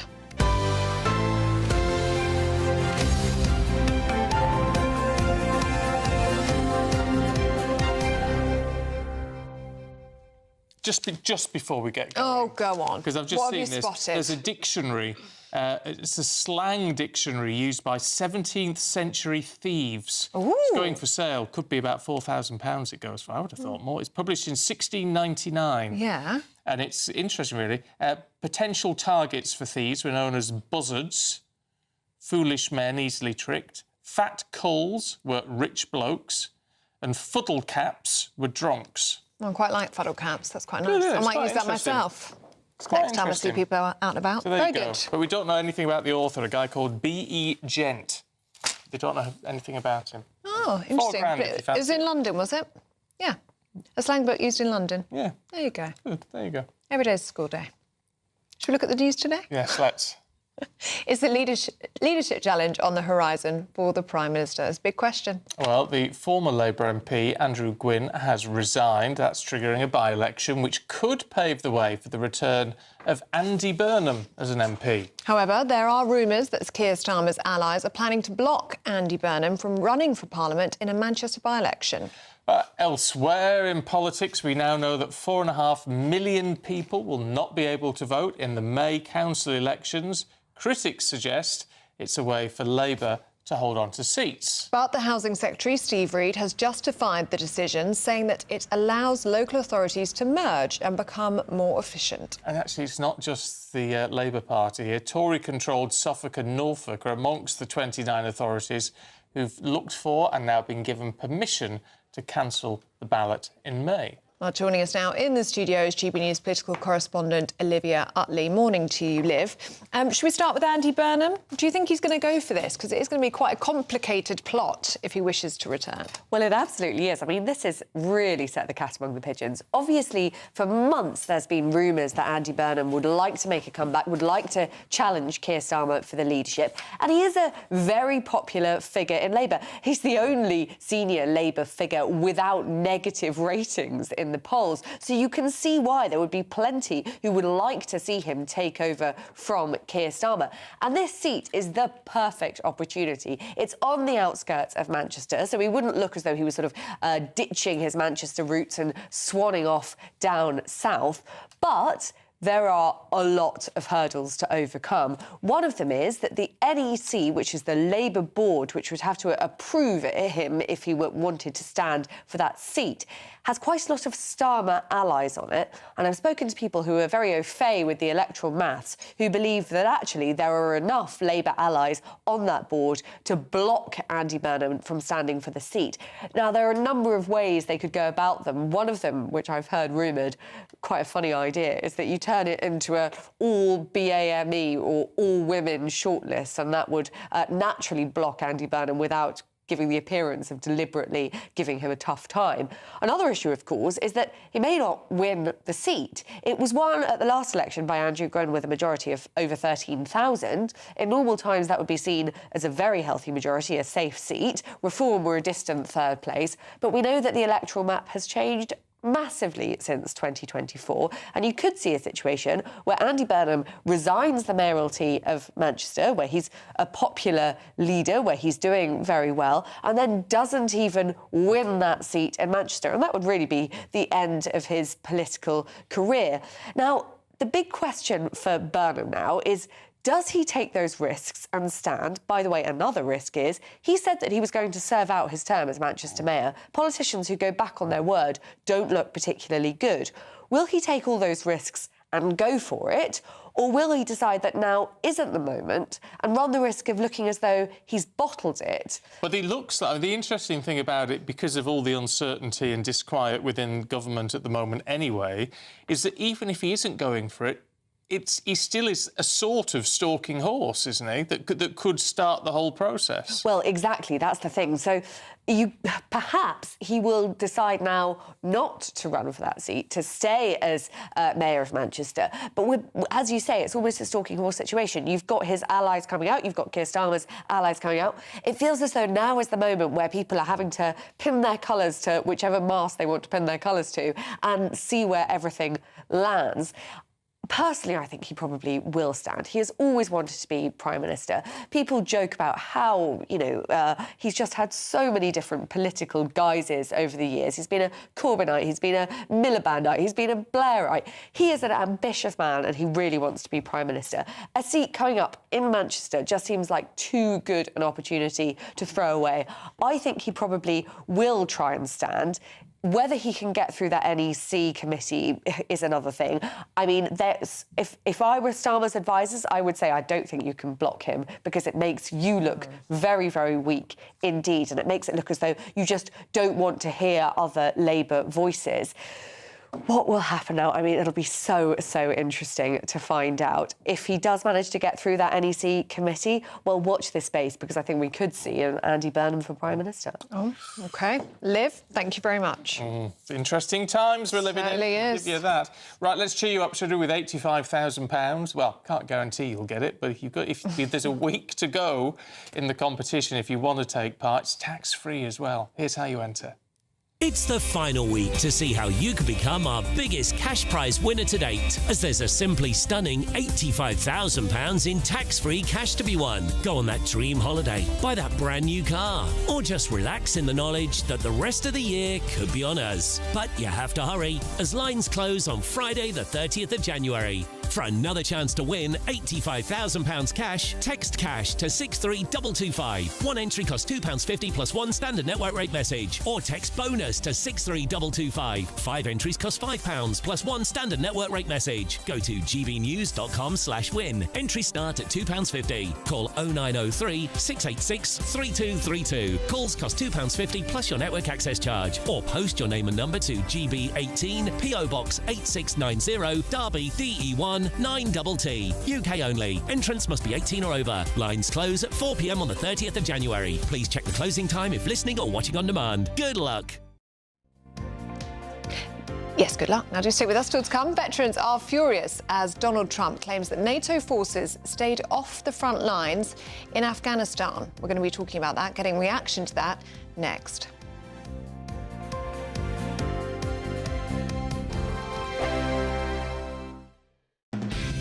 Decisions made in Washington aren't just shaping America, they're shaping Britain too.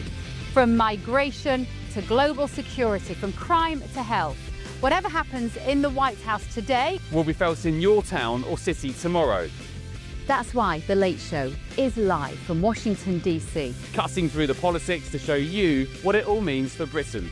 The Late Show live every night at midnight. Only on GB News, Britain's news channel. Exciting news. Every Friday, my Patrick Christie's Tonight Show is going to have a twist to it. We're welcoming some special guests. You. That's right, on Fridays I'm going to be doing my show in front of a live studio audience, because this show is about you and what you have to say. It's going to be the same big debates, same big topics, same big opinions. But every Friday night at 9 p.m, you are invited to come on down to Patrick Christie's Tonight to be a part of the action. Only on GB News, the People's Channel, Britain's news channel. Hi, I'm Michelle Dewberry, and my show is your opportunity to cut through all the noise and dive in headfirst to some robust debates. Ideas clash. Situation, isn't it? No, because the failure is you're deliberately avoiding my point. Nothing's held back, And if you think this is the end of it, wait for more. and we do not shy away from the difficult stuff. Sometimes I want to shake people and say, if only you understood. So join me on Jubes & Co. weeknights at 6 p.m, only on GB News, Britain's news channel. From the school run to the home run, watch a new show for all of Britain. So he can say whatever he wants. A straight-talking show where all voices are heard. And, when are we going to stop talking about smashing the gangs and actually do it? With the stories that matter from every part of our country. There's a bit of a crash landing there for your Chancellor. Bold, fearless and standing up for you. That's me, Martin Daubney, 3 p.m. till 6 p.m, weekdays, here only on GB News. The People's Channel, Britain's news channel. Britain was once the envy of the world. But look around. A nation that no longer knows what it is or where it's going. A country that's broken. How do we fix Britain? How do we bring it back? Friday night with Matt Goodwin at 8 p.m, only on GB News. No matter the state it's in, this is our nation. Join me, Jacob Rees-Mogg, for a genuine, honest discussion on where we have been, where we are going, and where we are with the people who set the direction. Tune in to State of the Nation every Monday to Thursday, 8 to 9 o'clock. Only on GB News. Britain deserves a newsroom that puts the facts and your voice first. Well, and that's what you get on GB News. Lively debates, lively conversation. And we're not afraid to hold power to account. And each other. So join me, Andrew Pierce. And me, Miriam Cates, for Britain's Newsroom, weekdays from 9:30 on GB News.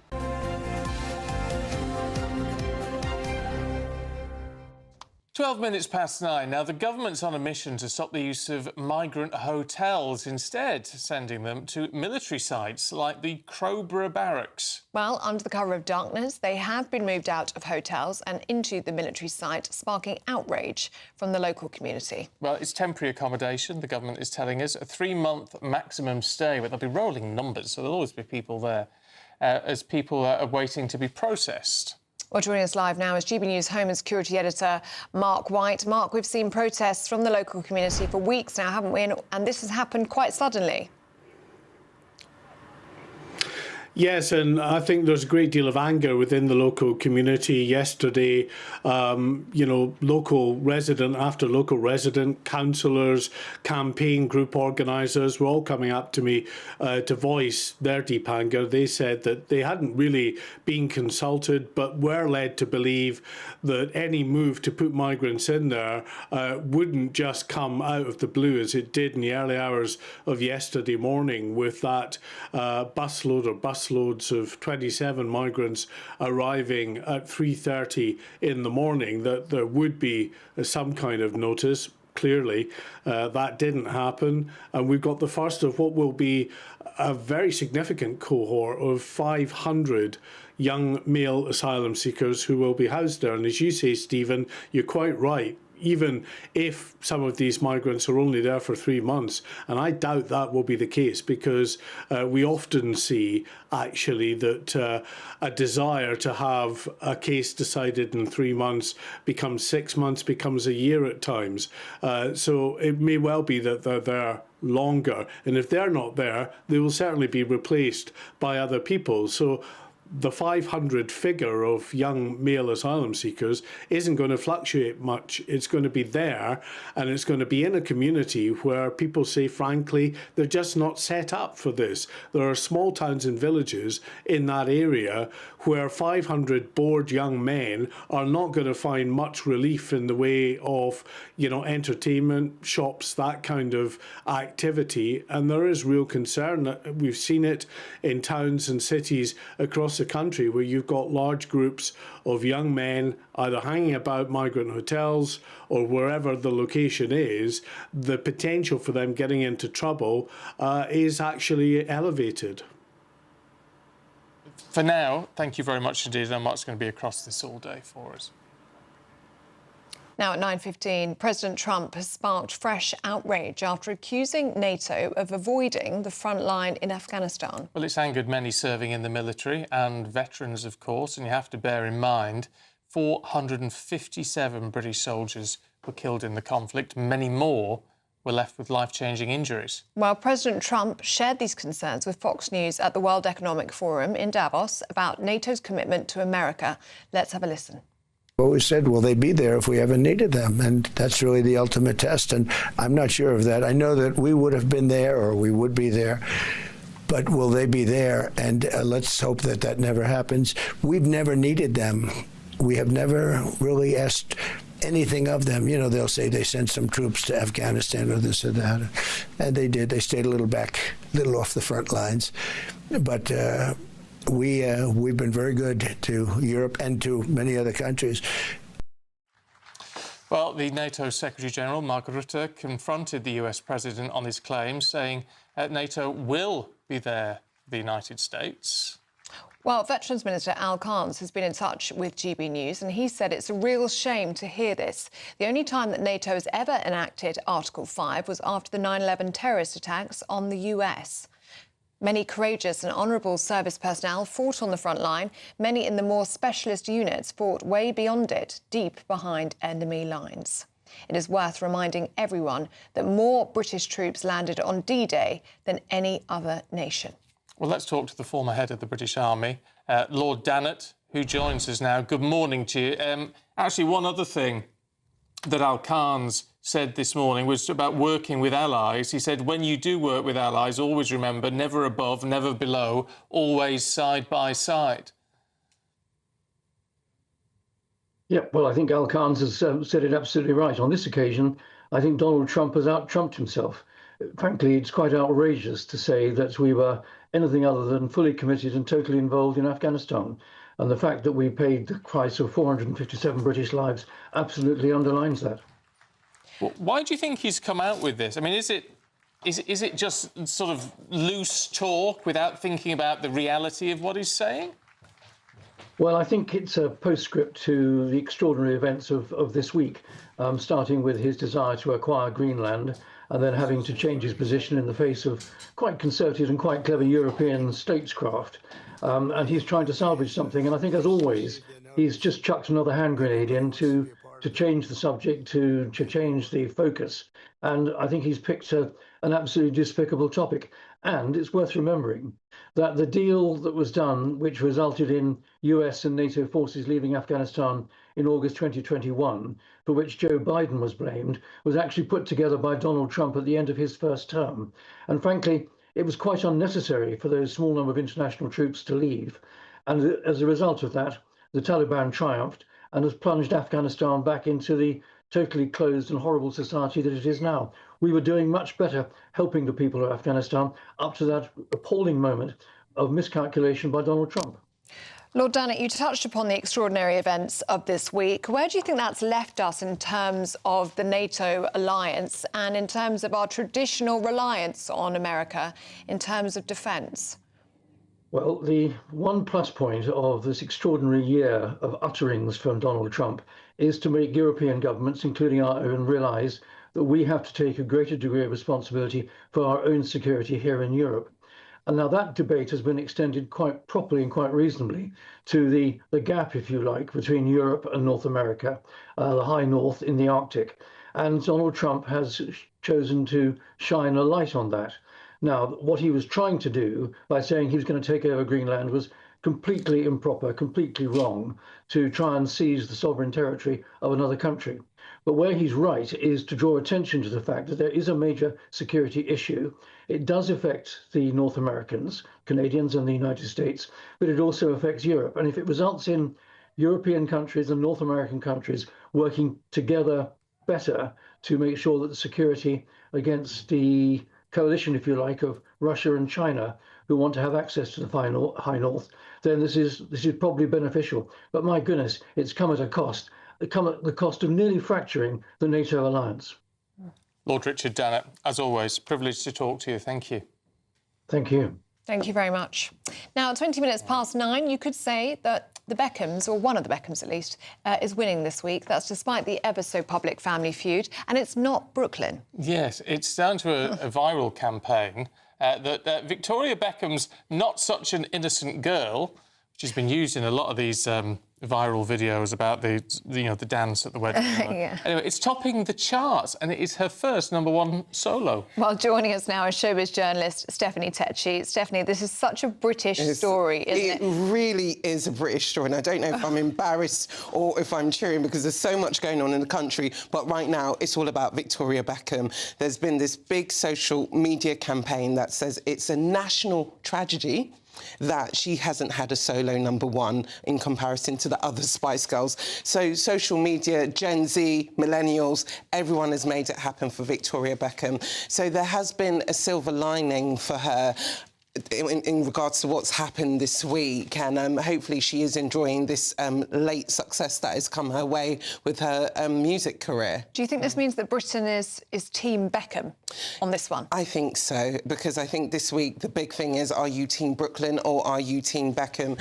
And as well, I think by her getting to #1, it is justifying inappropriate mum dancing everywhere. So I think mothers have had their say on this as well. So it just goes to show the power of social media when it comes to such situations. It's interesting because in one of the papers this morning there's a bit of a review of the song, which is obviously 25 or so years old. Yeah. And it said she was never considered much of a singer when she went solo, but in hindsight, her music isn't that bad. It's not, actually, because it's not a ringing endorsement, is it? No, it's not. It's actually bringing it back of nostalgia, because when you hear that song, it's so, like, 90s, noughties all over, and you do remember, actually, she did have a music career. But I think if people really want to support Victoria Beckham, buy her clothes, because she's a fashion designer now, and she's really put her music career to the side. And I think people know Victoria Beckham. I mean, she's been in the public eye for decades now. They know how self-deprecating she is.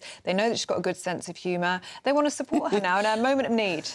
I think what we've seen now through this drama is we've seen the other side to Victoria Beckham. Like, if you see all the reels that have been made, it's quite hilarious seeing the funny side to her, the different shows she's been on, like Ugly Betty. So, actually, it's shone that light on actually how much of a national treasure the Beckhams are, in particular Victoria Beckham. All right, Steph. You're a national treasure. Yes, you are. Thanks, Steph. Thanks. Right, up at 9:30, it's Britain's Newsroom. I need to remember the name of your show with Alex and Miriam. Good morning. Good morning. And what's more popular, NATO or the Spice Girls?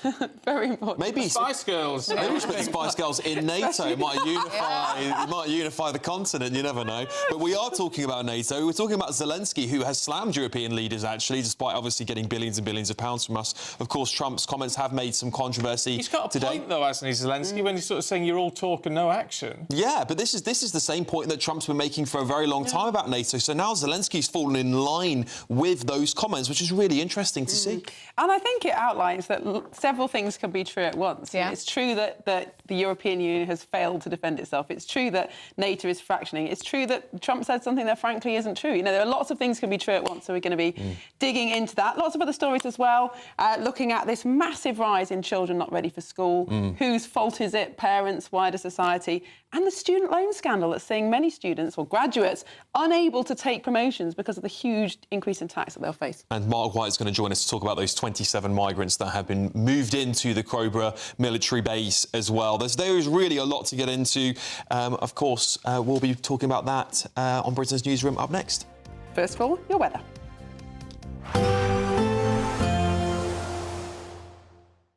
Expect warm spells with the odd rude interruption. Box Boilers sponsors the weather on GB News. Hi there, good morning and welcome to the latest update from the Met Office for GB News.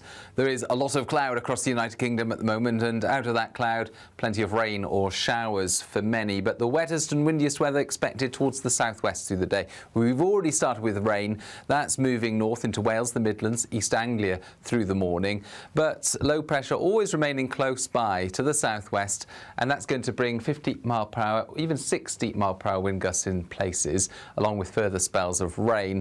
It's blustery, it's cold, it's cloudy and it's damp for many. Temperatures of 9 Celsius in the south, 6 or 7 further north. Best place for brightness, northwest Scotland, but even here there could be a few showers around, and the more persistent rain that we've seen for several days across eastern Scotland, well, that continues, but increasingly it's snow at higher levels above 300 or 400 metres. As the wind from the southeast brings colder air with it. More persistent damp weather through Northern Ireland, central and southern Scotland, northern England as we end the day. Some drier weather for a time through the Midlands, East Anglia and the southeast.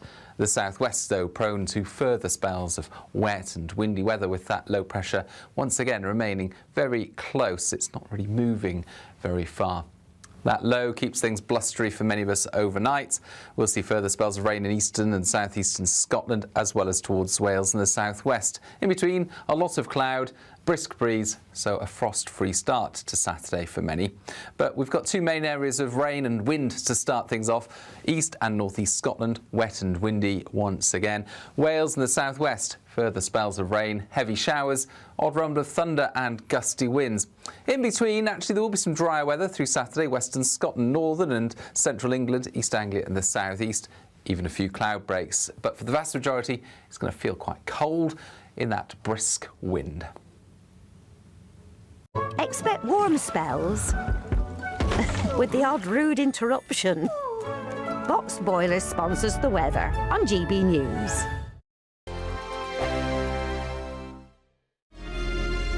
Thank you to our global community for watching and listening to GB News. We're not only the #1 news channel in Britain, we're chosen by you around the world. Good morning, this is the